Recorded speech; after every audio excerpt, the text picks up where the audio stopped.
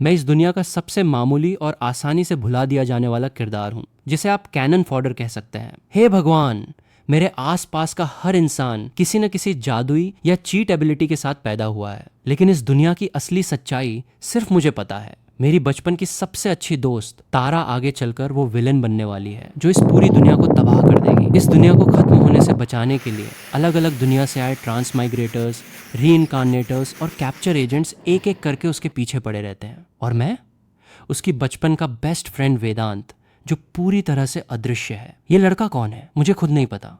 जो भी हो, मैं इस कहानी में एक भूत की तरह हूँ। यहाँ तक कि मेरे अपने माता पिता भी मुश्किल से मेरा नाम याद रख पाते हैं। मेरे होने से किसी को कोई खतरा नहीं है। इसलिए जब मैंने नए ट्रांसफ़र स्टूडेंट के बारे में सुना तो मुझे कोई ख़ास फ़र्क नहीं पड़ा। तभी मेरे दिमाग में एक आवाज़ गूंजी, प्लेयर, आपका मिशन फीमेल लीड का प्यार जीतना है। तारा, मिशन पूरा होने पर आपको इनाम मिलेंगे। उस नए लड़के कबीर के चेहरे पर एक घमंडी मुस्कान थी। उसे लगता है कि वो रोमांस का उस्ताद है और किसी को भी मिनटों में अपना दीवाना बना सकता है। उसका ये ओवर कॉन्फिडेंस उस मासूम से इंट्रोडक्शन से बिल्कुल मेल नहीं खा रहा था जो उसने अभी अभी पूरी क्लास के सामने दिया था।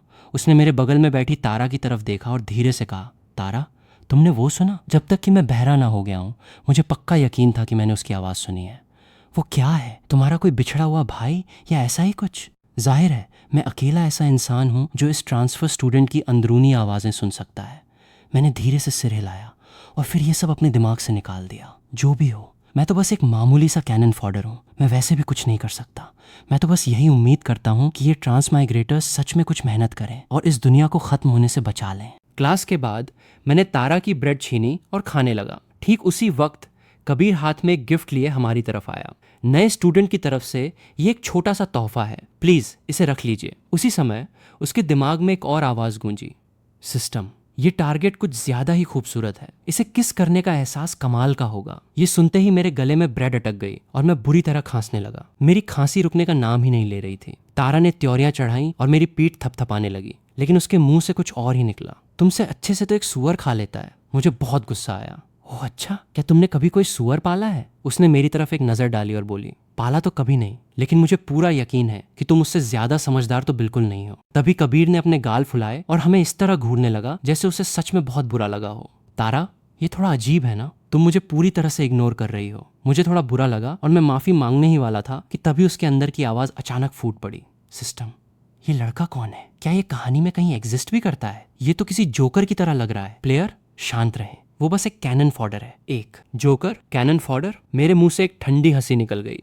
तारा ने भी उसी वक्त हमेशा की तरह शांत लहजे में कहा, सॉरी उसके लिए। उसने वो बॉक्स ले लिया। अंदर एक बेहद खूबसूरती से पैक की गई दिल के आकार की कुकी थी। उसने कबीर की तरफ देखकर मुस्कुराते हुए कहा, मुझे सच में बहुत खेद है, मुझे कुकीज से एलर्जी है। कबीर की आवाज थोड़ी बुझ सी गई। ओह सच में? क्या कोई और भी चीज है जिससे तुम्हें एलर्जी है? मैं कल तुम्हारे लिए कुछ और ले आऊंगा। तारा ने बहुत ही कैजुअल अंदाज में जोड़ा, अगर सच कहूं तो मुझे इंसानों से एलर्जी है। एक बेवकूफ भी समझ सकता था कि ये एक सीधा रिजेक्शन था। कबीर ने एक अजीब सी हंसी हंसते हुए कहा, सॉरी, मैंने तुम्हें परेशान किया। जब मुझे लगा कि वो पूरी तरह टूट चुका होगा तभी वो अंदर से और भी ज्यादा एक्साइटेड हो गया। ओह कम ऑन सिस्टम, ये पक्का एक एस रैंक फीमेल लीड है। ये कितनी ब्रूटल है, लेकिन मुझे ये पसंद आया। जब वो दिखती ही इतनी खूबसूरत है तो मैं उसे पसंद कैसे ना करूं। मेरी होंठ फड़कने लगे। शायद ये सारे ट्रांसमाइग्रेटर्स थोड़े बेवकूफ होते हैं। अगला पीरियड पीई का था। मैं एक पेड़ के नीचे बैठा नॉवल पढ़ रहा था। तारा मेरी गोद में सिर रखे आंखें बंद किए गाने सुन रही थी। गाइज, अगर आप क्रिकेट फॉलो करते हो तो मेरे पास आपके लिए एक ग्रेट न्यूज़ है। इंडियन प्रीमियर लीग 2026 स्टार्ट हो गया है। मैं सारे मैचेस इस ऐप के थ्रू फॉलो करूंगा। इसमें सब कुछ एक ही जगह मिलता है, latest match schedule, live matches का कवरेज और अपनी स्पोर्ट्स नॉलेज से अर्न करने का मौका। और आईपीएल के स्टार्ट के लिए इस टीम ने कुछ अमेजिंग गिफ्ट्स प्रिपेयर किए हैं। पूरा टूर्नामेंट के दौरान कैश प्राइजेस और एप्पल टेक के गिव अवेज होंगे। एक परफेक्ट चांस अपना फोन अपग्रेड करने का। और यही नहीं, आईपीएल के दौरान सभी नए प्लेयर्स को उनके पहले 4 डिपॉजिट्स पर बोनस मिलेगा। पहली बार ऐसा हो रहा है। और अभी आप मैक्सिमम 70,000 रुपीज तक का बोनस ले सकते हो प्रोमो कोड फेबल 100 के साथ। कमेंट में दिए गए लिंक को फॉलो करो, वेबसाइट पर अपडेट्स चेक करते रहो और अपना गेमिंग बैंक अभी से रेडी करो। पास ही अगले पेड़ के नीचे कुछ स्टूडेंट्स हंस हंस कर गॉसिप कर रहे थे। अच्छा ये सुनो, कहते हैं तारा वही लड़की है जिसने फ्रेशमैन असेंबली में खड़े होकर पूरे स्कूल के सामने ऐलान किया था कि उसे डेटिंग में कोई दिलचस्पी नहीं है। उसने सबसे कह दिया था कि कोई उसे परेशान ना करे। अरे नहीं यार, वो इतनी कॉन्फिडेंट है। मुझे भी यही लगा था, लेकिन अगर तुम उसे कभी सामने से देख लोगे तो तुम ऐसा नहीं कहोगे। वो बिल्कुल वैसी लड़की है जिसके बारे में इंटरनेट पर लोग कहते हैं कि वो आपकी पूरी दुनिया को थाम सकती है। मैंने अपनी गोद में लेटी उस लड़की की तरफ नीचे देखा जिसने ना जाने कितने लोगों की दुनिया थाम रखी थी। तारा गहरी नींद में थी। मैंने उसका चेहरा छूने के लिए हाथ बढ़ाया और उसकी आंखें धीरे धीरे खुलने लगीं। मैंने खुद को शांत रखा और उसके बाएं कान से ईयरबड निकाल दिया। उठो, मैंने सपाट आवाज में कहा। मेरे पैर सुन्न हो गए हैं। तारा ने अपनी आंखें मली और धीरे से बैठ गई। वो मेरे पैरों की मालिश करने लगी और लगातार बड़बड़ाती रही। बहुत सख्त है, मैं ठीक से सो भी नहीं पाई। मैं खड़ा हुआ और अपने कपड़ों से घास झाड़ने लगा। तुम तो ऐसे कह रही हो जैसे तुम बहुत सही हो। तुम साफ साफ चाहती थी कि मैं ज्यादा खाऊं, लेकिन तुमने इसे इतना कॉम्प्लिकेटेड क्यों बना दिया? तारा ने मेरे हाथ में पकड़े नॉवल की तरफ देखा। तुम वो अजीब सी चीज क्यों पढ़ रहे हो?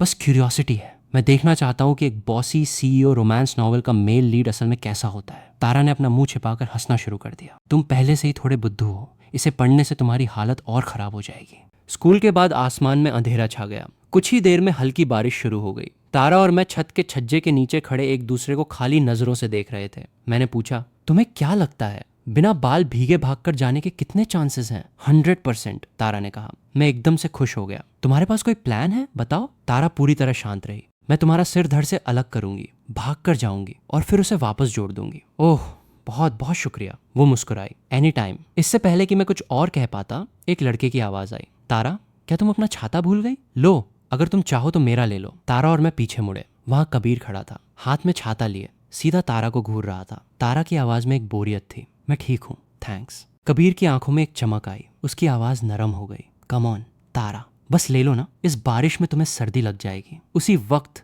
मैंने उसके अंदर की आवाज सुनी। हर लड़की को जब कोई प्यारे निकनेम से बुलाता है तो वो पिघल ही जाती है। मैंने इमेजिन किया कि कबीर तारा को उस नाम से बुला रहा है और मेरे रोंगटे खड़े हो गए। मैंने चुपके से तारा की तरफ देखा। उसका चेहरा पूरी तरह ब्लैंक था। सॉरी, मुझे याद नहीं कि मेरा कोई छोटा भाई है और मेरी मॉम ने हमेशा कहा है कि अजनबियों से कभी कुछ मत लेना। कबीर का चेहरा एक पल के लिए बिगड़ा, फिर वापस नॉर्मल हो गया। तारा, तुम कितनी फनी हो। सच कहूं तो इतनी जल्दी अपने एक्सप्रेशन बदलना काफी इम्प्रेसिव था, खासकर ये देखकर कि तारा के चेहरे के भाव जरा भी नहीं बदले थे। उसने अपने दांत पीसे। ठीक है, फिर मैं तुम्हें डिस्टर्ब नहीं करूंगा। वो घूमा और बारिश में भाग गया। मैंने उसे अंदर ही अंदर भड़कते हुए सुना, तुम बस इंतजार करो, मैं वापस आऊंगा। मेरी स्ट्रैटेजी एकदम परफेक्ट है। प्रॉब्लम क्लियरली इस फीमेल लीड में है। और इसी के साथ हमारी फ्री की राइड बारिश में गायब हो गई। तो अब हम क्या करें? तारा ने अपना फोन उठाया और मेरी तरफ हिलाया। ड्राइवर को बुला लिया है। 5 मिनट बाद हम कार में थे। मैंने उसे देखकर एक मुस्कान दी। तो तुम्हें उस प्यारे से नाम से पुकारे जाने पर कैसा लगा? तारा ने मुझे ऐसी नजर से देखा जो कहीं से भी मासूम नहीं थी।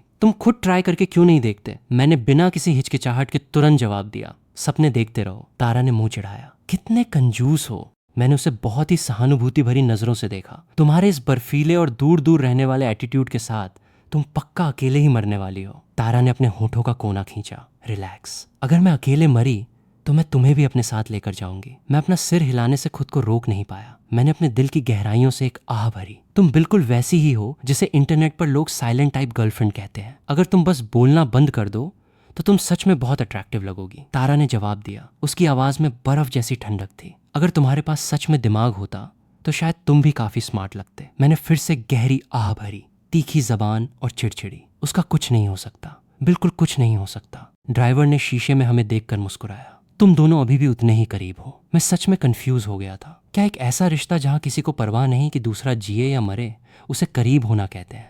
इस बीच कबीर पहले से भी ज्यादा जोरदार तरीके से वापसी कर रहा था। वो सुबह जल्दी उठकर तैयार हुआ, अपने उस हेयर स्टाइल को निहारते हुए जिसे परफेक्ट बनाने में उसने पूरी सुबह लगा दी थी। सिस्टम ने उसे बताया कि तारा बास्केटबॉल कोर्ट में है। वो उधर चल पड़ा। उसने पूरे कोर्ट में नजरें दौड़ाई, लेकिन वो उसे नहीं दिखी। उसने त्योरियां चढ़ाई। सिस्टम, तुमने कहा था तारा बास्केटबॉल कोर्ट में है। वो बाईं तरफ वाले पेड़ के नीचे से गेम देख रही है। कबीर ने उधर देखा और सच में तारा एक सफेद फ्लोरल ड्रेस में बबल टी पी रही थी और मैं ठीक उसके बगल में खड़ा था, अभी अभी कोर्ट से खेलकर वापस आया हुआ। कबीर चेहरे पर एक्साइटमेंट लिए हमारे पास आया। क्या इत्तेफाक है तारा? क्या तुम यहाँ गेम देखने आई हो? और फिर अंदर ही अंदर उसने मुझे वो सारी गालियां दी जो उसे आती थी। ये कैनन फॉडर हर जगह क्यों मौजूद रहता है? क्या बकवास है। मैंने कबीर को अपने दिमाग में मुझे कोसते हुए देखा। मुझे इसकी आदत हो गई थी। मैं बस चुपचाप सोच रहा था कि काश मेरे पास थोड़ा पॉपकॉर्न होता ताकि मैं इस शो को एंजॉय कर पाता। तारा ने उसकी तरफ देखा। तुम कौन हो? उसने अजीब सी झिझक के साथ अपना सिर खुजलाया। तारा, मजाक मत करो। मैं हूँ कबीर। मैं उसके दिमाग को पूरी तरह से बिखरते हुए सुन सकता था। ये क्या बकवास है सिस्टम, ये दुनिया पक्का SSS रैंक डिफिकल्टी वाली है। मैंने आज तक इतनी बेरहम औरत नहीं देखी। सिस्टम ने बिना किसी रहम के जवाब दिया, कल आपके मिशन का आखिरी दिन है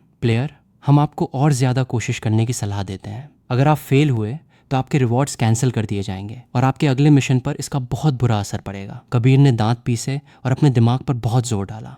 उसे कुछ समझ नहीं आ रहा था। उसके पिछले मिशंस में टारगेट्स लगभग खुद ही उसके पास खींची चली आती थीं। यहाँ तक कि सबसे ठंडी लड़कियां भी 2 दिन के अंदर उस पर फिदा हो जाती थीं। लेकिन तारा तो पत्थर की दीवार जैसी थी। उसने अपने सारे पैंतरे आजमा लिए थे और कुछ भी काम नहीं कर रहा था। वो बस उसे गुस्सा ही दिला रही थी। ठीक है, फिर वो वही चाल चलेगा जिसे उसने हमेशा कमतर समझा था। कबीर अचानक मेरी तरफ मुड़ा, जो चुपचाप साइड में खड़ा ये सब मजे से देख रहा था, और बोला, हे, क्या तुम हमें 1 मिनट के लिए अकेला छोड़ सकते हो?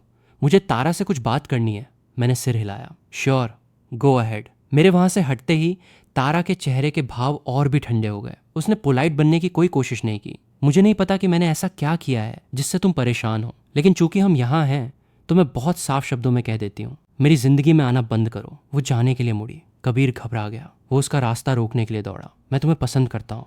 मैंने तुम्हें पहली बार देखते ही पसंद कर लिया था। प्लीज बस मुझे एक मौका दो। तारा की आंखें एकदम सपाट थीं। हो गया? अगर तुम्हारी बात खत्म हो गई हो तो मैं जा रही हूँ। कबीर कांप गया। उसने मुश्किल से अपना थूक निकला। सीरियसली, मेरी तरफ देखो। मेरी फिजिक बहुत अच्छी है। मैं दिखने में भी बुरा नहीं हूँ। बस मुझे एक मौका देकर देखो। कबीर ने ऊपर देखा और पाया कि वो उसके ठीक सामने उल्टी करने जैसी शक्ल बना रही थी। उसका चेहरा उतर गया। तारा का पेट अजीब सा हो रहा था। वो बिना उसकी तरफ एक भी नजर डाले खड़ी हुई और बस एक शब्द कहा, घिनौना। वो कबीर को वहीं खड़ा छोड़कर चली गई। वो पूरी तरह से टूट चुका था। क्लासरूम वापस आकर मेरी नजरें दरवाजे पर ही टिकी थीं। तारा अभी तक वापस क्यों नहीं आई? क्या कुछ हुआ है? रुको, क्या मुझे कबीर के बारे में परेशान नहीं होना चाहिए? तारा को कोई प्रॉब्लम नहीं होने वाली है, यही मैंने खुद से कहा, लेकिन मेरे चेहरे के भाव कुछ और ही कह रहे थे। मेरा दिल बेचैन था। मैंने ऊपर देखा और तारा भूत की तरह पीली पड़ी हुई अंदर आई। मैं दौड़कर उसके पास गया। तारा, क्या तुम ठीक हो?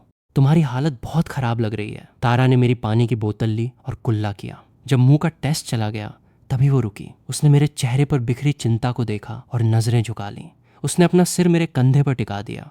उसकी आवाज में दर्द की एक ऐसी झलक थी जो बहुत कम देखने को मिलती थी। मुझे अकेला छोड़कर जाना तुम्हारी गलती है। मैं हैरान रह गया। इतने सालों में तारा ने शायद ही कभी मुझे अपना ये रूप दिखाया था। मुझे बहुत ज्यादा गिल्ट फील हुआ। मैंने अपना हाथ उठाया और उसके सिर को सहलाया। आई एम सॉरी, अब ऐसा दोबारा नहीं होगा। तारा ने अपनी नाक मेरी हथेली पर रगड़ी और फिर सीधी होकर बैठ गई। तुम्हें बस यही उम्मीद करनी चाहिए कि अगली बार ऐसा कुछ ना हो। मैंने अपने बैग से एक कैंडी निकाली और उसके हाथ में रख दी। कबीर ने तुम्हारे साथ क्या किया? कुछ नहीं। मैं उसे काफी देर तक घूरता रहा। उसने एक शब्द भी कहने से इनकार कर दिया। मैंने बात वहीं छोड़ दी। स्कूल के बाद मैंने नहाकर एक सफ़ेद टी-शर्ट पहनी और फिर तारा के कमरे के दरवाजे की तरफ गया। मैंने नॉक किया। कोई जवाब नहीं। मैंने दरवाज़ा खोला और देखा कि वो अपनी डेस्क पर बैठी हेडफोन्स लगाए स्क्रीन को घूर रही थी। मैं पास गया और उसकी डेस्क थपथपाई। डिनर में क्या खाना है? उसने अपने हेडफोन्स उतारे और अंगड़ाई ली। मैं खाना बनाऊंगी। मैंने दर्द से भरा चेहरा बनाते हुए अपना सीना पकड़ लिया। तारा, मुझे सच में तुम्हारी इस बात से बहुत ठेस पहुंची है, लेकिन मुझे यकीन है कि तुम मुझे सच में जहर देने की हद तक नहीं जाओगी। उसने मेरे सिर के चारों ओर अपनी बाहें लपेट लीं। उसकी छोटी छोटी मुट्ठियां मुझ पर बरसने लगीं। खाने में जहर मिलाना जहर की बर्बादी होगी। मैं इतनी मेहनत क्यों करूंगी? तभी मुझे अपने सिर के पीछे कुछ बहुत ही नर्म चीज महसूस हुई। तारा का चेहरा और गर्दन पूरी तरह से लाल हो गए। उसने मुझे जोर से धक्का दिया और दौड़कर सीढ़ियों से नीचे चली गई। वो भूल गई थी कि वो घर पर अक्सर ब्रा नहीं पहनती है, चाहे हम कितने भी करीब क्यों ना हो। एक लड़के के सिर को अपने सीने से लगाना एक बिल्कुल अलग बात थी। मैं नीचे गया तो देखा तारा पहले से ही किचन में सब्जियां काट रही थी। मैंने झुककर चेक किया और वो सच में ऐसा लग रहा था जैसे उसे पता हो कि वो क्या कर रही है। नाइस।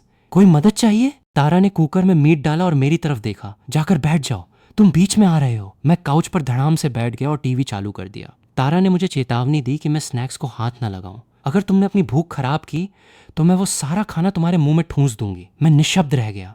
क्या वो सच में सिर्फ इस बात को लेकर परेशान है कि मैं बाद में खाना खत्म नहीं करूंगा? मुझे नहीं पता कि कितना समय बीता जब खाने की खुशबू मेरी तरफ आई। मैंने टीवी बंद कर दिया। तारा पहले ही सब कुछ प्लेट में लगा चुकी थी। 4 डिश और एक सूप।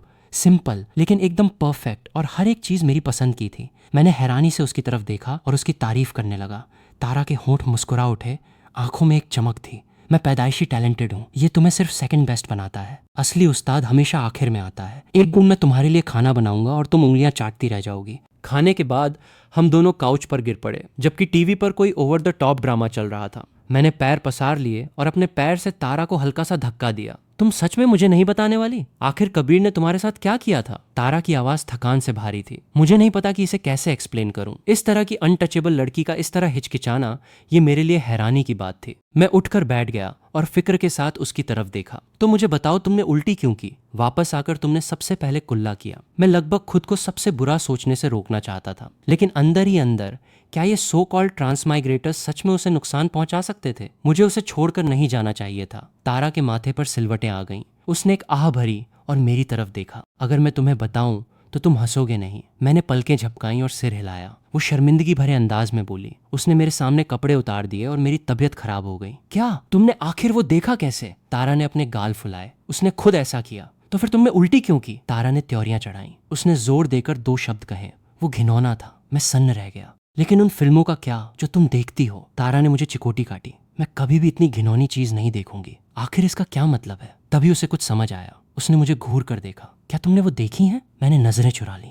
बिल्कुल नहीं, मैंने किसी और से इसके बारे में सुना था। एक आदमी जिसमें कोई सेल्फ रिस्पेक्ट ना हो, वो बस एक डैमेज्ड गुड्स की तरह है। तुम्हें पता है, तुम्हारी किस्मत अच्छी है कि तुम्हारे पास मैं हूँ। अपने कमरे में वापस आकर मैंने कबीर के चेहरे के बारे में सोचा और लगभग हंस पड़ा। एलीट स्कूलों के लड़के अक्सर थोड़े घमंडी होते हैं। उनके परिवारों के पास पैसा होता है। उनसे अपना घमंड छोड़कर किसी ऐसे इंसान के पीछे भागने को कहना जो शायद ही घास डाले। तो ये सो कॉल्ड ट्रांसमाइग्रेटर्स शायद तारा को सच में कोई नुकसान नहीं पहुंचा सकते। आखिरकार वो इस दुनिया की फीमेल लीड है। क्या मुझे तारा को बता देना चाहिए कि वो सब कैप्चर एजेंट्स हैं? यही सवाल दिमाग में घुमाते घुमाते मुझे नींद आ गई। अगले दिन मैं अपनी साइकिल के पैडल मार रहा था और तारा मेरे पीछे बैठी मुझे कसकर पकड़े हुए थी और मैं ऐसे हाँफ रहा था जैसे मैं मरने वाला हूँ। तारा, तुम्हें डाइटिंग पर जाने की जरूरत है। तारा ने अपनी पीठ मेरे सहारे टिका दी।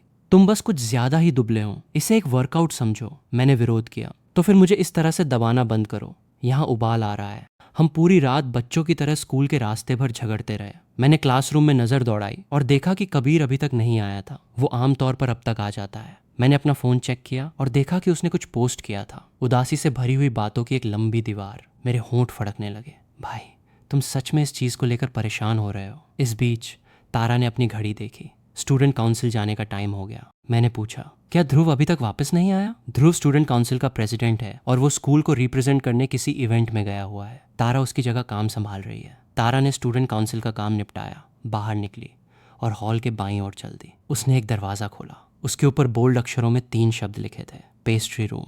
मास्टर राज ने मुस्कुराते हुए ऊपर देखा। तारा, तुम आ गई। आज तुम्हारा क्या बनाने का मन है? तारा ने अपना एप्रन बांधा। मास्टर राज तारा को जितना देखते थे उन्हें इस लड़की से उतना ही लगाव हो जाता था। पहले तो उन्हें लगा था कि वो बस मजे के लिए ये सब कर रही हैं। उन्हें कभी उम्मीद नहीं थी कि वो इतने लंबे समय तक टिकी रहेगी। तारा ने कहा, मैं आज पुडिंग बनाना सीखना चाहती हूँ। मास्टर राज मुस्कुराए और अपने औजार निकालने लगे। तुम्हारे जैसी लड़कियां आजकल बहुत कम देखने को मिलती हैं। तो क्या तुमने उस इंसान का ध्यान अपनी ओर खींच लिया जिसे तुम पसंद करती हो? तारा ने नजरें झुका ली और अपने होंठ दबा लिए। उसकी आंखें एक पल के लिए धुंधली हो गईं। अभी तक नहीं। मास्टर राज आगे बोले, आजकल के नौजवानों के स्टैंडर्ड्स बहुत हाई होते हैं। मेरी राय मानो तो तुम्हें अपने दिल की मीठी बातें खुलकर कह देनी चाहिए। मेरा खुद का तजुर्बा है। मेरा पहला प्यार एक मीठी बातें करने वाला खूबसूरत लड़का उड़ा ले गया था। तो तुम जो भी करो उसे कह दो। छुप छुप कर चीजें मत करो। जब तक सामने वाले को समझ आएगा तब तक कोई और मीठी मीठी बातें करके उसे उड़ा ले जाएगा। तारा के हाथ रुक गए। उसका चेहरा ठंडा पड़ गया। उसकी आवाज धीमी और गहरी हो गई। वो हमेशा से मेरा रहा है। अगर वो कभी किसी और के साथ जाता है तो मैं उस इंसान से खुद निपट लूंगी। मास्टर राज एक पल के लिए जम गए और फिर अपने ही मुंह पर हल्का सा थप्पड़ मारा। मेरी तो जबान ही ऐसी है। मेरा वो मतलब नहीं था। इसे दिल पर मत लेना। वहां एक लंबी खामोशी छा गई। तारा के जाने के बाद मास्टर राज ने आखिरकार अपने माथे का पसीना पोंछा और धीरे से सांस छोड़ी। तारा पुडिंग लेकर क्लासरूम में आई। उसने तुरंत मुझे अपनी डेस्क पर बैठे हुए देख लिया। उसे मास्टर राज की कही हुई बात याद आ गई। उसकी आंखें एक पल के लिए डार्क हो गईं। फिर उसने ऊपर देखा, मेरी तरफ हाथ हिलाया और मुस्कुराई। वो धीरे धीरे चलकर मेरे पास आई और पुडिंग मेरी डेस्क पर रख दी। मैंने हैरानी से ऊपर देखा और पूछा कि ये कहाँ से आई। उसने नजरें झुका ली। स्टूडेंट काउंसिल ने भेजा है। अगर तुम्हें नहीं चाहिए तो वापस दे दो। मैंने जल्दी से कहा। एक बार ये मेरी डेस्क पर आ गई तो ये मेरी है। वो मुस्कुराई। मेरा हाथ भी तो अभी तुम्हारी डेस्क पर था। फिर बिना सोचे मेरे मुंह से निकल गया, तो फिर तुम भी मेरी हो। तारा ने एक ठंडी सी हंसी हंसते हुए कहा, क्या तुम कोई डाकू हो? उसके शब्द हमेशा की तरह रूखे थे, लेकिन वो जिस तरह से मुझे देख रही थी वो बेहद सॉफ्ट था। मैं तुम्हारी हूँ तो तुम भी सिर्फ मेरे हो सकते हो। मैंने रैपर फाड़ा और एक बाइट लिया। अगर मैं डाकू हूँ तो मैं सिर्फ तुम्हें लूट रहा हूँ। तुम मेरी पर्सनल सर्वेंट बनोगी। तारा हर दिन मेरे पैर धोएगी। सिर्फ ये सोचकर ही मुझे बहुत खुशी मिल रही है। तारा ने अपनी एक भौं ऐसे उठाई जैसे उसे पता हो कि मैं क्या इमेजिन कर रहा हूँ। इस सम्मान के लिए आपका धन्यवाद महाराज। ड्रामा मोड ऑन हो चुका था। इसके बारे में कुछ मत सोचो। तारा ने मुझे शाही नाटक को खेलते हुए देखा और वो भी इसमें शामिल हो गई। तो फिर महाराज, आपकी इस नाची सर्वेंट की पुडिंग कैसी लग रही है? मैंने आखिरी बाइट खत्म किया और पूरी गंभीरता से उसकी तरफ देखा। बहुत ही स्वादिष्ट। महाराज बहुत प्रसन्न हुए। फिर मैं मुस्कुराया। मुझे लगता है मेरे पास जादुई ताकतें हैं। कल रात ही मैंने कहा था कि मुझे पुडिंग खानी है और आज तुम यहाँ इसे लेकर आ गई। तारा हंस पड़ी। ऐसा क्यों नहीं कहते कि मैं तुम्हारा टूटता तारा हूँ? मैंने इसके बारे में काफी देर तक सोचा। ये बात सच में सेंस बनाती है। तारा ने नजरें झुका ली। उसकी आवाज एकदम धीमी और शांत हो गई, जो मेरे कान के बहुत करीब महसूस हुई। तो तुम जो भी मांगना चाहते हो बस मुझे बता दो। उसकी खुशबू ने मुझे चारों ओर से घेर लिया। मेरा दिल पूरे 1 सेकंड के लिए रुक गया और फिर वो बहुत जोर जोर से धड़कने लगा। मैंने अपना कप पकड़ा और खड़ा हो गया। मेरे दिमाग में जो सबसे पहली बात आई मैंने वही कह दी। पीछे हटो, मुझे प्यास लगी है, मैं पानी पीने जा रहा हूँ। तारा मेरे लाल होते गालों को घूरती रही और अपनी सांसों के नीचे हंसने लगी। तो फिर वेदांत, तुम्हारे दिल में भी मेरे लिए फीलिंग्स हैं, है ना? वो बचपन के बेस्ट फ्रेंड वाली फीलिंग्स नहीं। मैंने पूरा 1 कप पानी पिया, तब जाकर मेरा दिल आखिरकार शांत हुआ। मैंने अंदर ही अंदर खुद को डांटा। वो मेरी बचपन की बेस्ट फ्रेंड है, लगभग मेरे परिवार जैसी। मेरा दिल ये क्या कर रहा है? घंटी बजी। मैं अपनी सीट पे वापस गया, बैठ गया और नोट्स लेने के लिए अपनी किताब खोली। चेहरा पूरी तरह से न्यूट्रल था। तारा ने अपना सिर घुमाया और मेरी तरफ देखा। तुम ठीक हो ना? भला क्या गड़बड़ हो सकती है? मुझे बस प्यास लग गई थी। तारा ने मेरी किताब की ओर इशारा किया। ये इंग्लिश की क्लास है। मैंने अपनी डेस्क पर रखी मैथ्स की किताब को देखा। मैंने बहुत ही शांति से उसे इंग्लिश की किताब से बदल लिया। अगर तारा को कभी पता चल गया कि मेरा दिल उसकी वजह से इतनी तेजी से धड़क रहा था तो वो मुझे कभी चैन से जीने नहीं देगी। दिल, थोड़ा संभल जा। तभी टीचर की अनाउंसमेंट ने मेरे दिमाग से बाकी सारी बातें मिटा दी। सभी लोग ध्यान दें। स्टूडेंट्स को फिजिकली फिट रखने के लिए स्कूल ने गर्मियों की छुट्टियों से पहले एक खास एक्टिविटी रखी है। अगले सोमवार को हम सभी को कैंपिंग और हाइकिंग ट्रिप पर ले जा रहे हैं। हमें उम्मीद है कि आप सभी इस मौके का फ़ायदा उठाकर ज़िंदगी की खूबसूरती को एंजॉय करेंगे। क्लास में सबके रिएक्शन अलग अलग थे। हाइकिंग, ये तो बहुत थका देने वाला और पसीने वाला काम है। मैंने अभी अभी नए कपड़े खरीदे हैं। आखिरकार उन्हें बाहर पहनने का बहाना मिल गया। किसी ने भी क्लास में इस बात का जिक्र नहीं किया कि कबीर आज पूरे दिन एब्सेंट रहा। ऐसा लग रहा था जैसे सब लोग भूल ही गए हों कि वो एग्जिस्ट भी करता है। इस बीच कबीर बिस्तर पर लेटा हुआ था। उसका चेहरा पहले से ही बदलना शुरू हो गया था। उसकी डबल आईलिड्स सिंगल हो गई थी। उसकी नाक की शेप बिगड़ गई थी। उसकी स्किन डल हो गई थी। सिस्टम ने कहा, प्लेयर, क्या आप गौर से सोच चुके हैं कि आप ऐसे ही आगे बढ़ना चाहते हैं? कबीर ने अपना चेहरा ढंक लिया और रोने लगा। तुम नहीं समझते, मैंने अपना चार्म ऑरा खो दिया है। मैं अब बदसूरत हो गया हूँ। इस शक्ल के साथ मैं फीमेल लीड का दिल कैसे जीतूंगा? सिस्टम की आवाज एकदम सपाट रही। अगर आप कुछ नहीं करते हैं तो सिस्टम के पास इस मिशन को फेल घोषित करने के अलावा और कोई चारा नहीं होगा। आपको एलिमिनेट कर दिया जाएगा। कबीर खाली नजरों से घूरने लगा। तो फिर मुझे क्या करना चाहिए? सिस्टम ने एक हिंट दिया। आप शुरुआत से शुरू कर सकते हैं। हर कोई पुराने आपको भूल चुका होगा। वो आपसे नए सिरे से मिलेंगे। कबीर की आवाज में उम्मीद जाग उठी। क्या मेरा चेहरा वापस नॉर्मल हो जाएगा? मुझे डर है कि ऐसा नहीं होगा। प्लेयर, मिशन फेल होने पर यह आपकी पेनल्टी है। कृपया अपनी शक्ल सूरत को इतनी अहमियत ना दें। क्या आप भूल गए हैं? आपने शुरुआत में इसी चेहरे के साथ मिशंस पूरे करके ही अपने लुक्स कमाए थे। कबीर हवा में घूरने लगा। ये सच है। शुरुआत में वो बिल्कुल ऐसा ही दिखता था। इतने लंबे समय बाद वो भूल गया था। उसने एक एक मिशन पूरा करके ही ये सब हासिल किया था। अगले हफ्ते स्कूल एक हाइकिंग ट्रिप पर जा रहा है। हमें उम्मीद है कि आप 5 दिनों के अंदर फीमेल लीड के साथ जरूरी अफेक्शन पॉइंट्स हासिल कर लेंगे। अगर आप ऐसा करते हैं तो आपका रूप वापस आ जाएगा। आज शुक्रवार है। मैंने अपना सामान पैक किया, अपना बैग उठाया और तारा के साथ घर की ओर चल दिया। रास्ते में मैंने अपना फ़ोन चेक किया और मुस्कुराया। तारा, सिया कह रही है कि आज उसका बर्थडे है और वो हमें डिनर ट्रीट दे रही है। हम प्राइवेट रूम में पहुंचे। जब तारा और मैं अंदर गए, सिया पहले से ही अपने दोस्तों के साथ गपशप कर रही थी। मैंने एक खाली सीट देखी और बैठ गया। एक बहुत ही कॉन्फिडेंट, गर्मजोशी भरी आवाज़ गूंजी, वेदांत, तुमसे मिलकर अच्छा लगा। मैं सिया हूँ, तारा की अच्छी दोस्त। मैंने ऊपर देखा। उस लड़की की मुस्कान बहुत प्यारी थी। मैंने तुम्हें स्कूल में पहले भी देखा है। कहते हैं तुम तारा के बचपन के बेस्ट फ्रेंड हो। सिया ने मुझे सच में बहुत कंफ्यूजन के साथ देखा।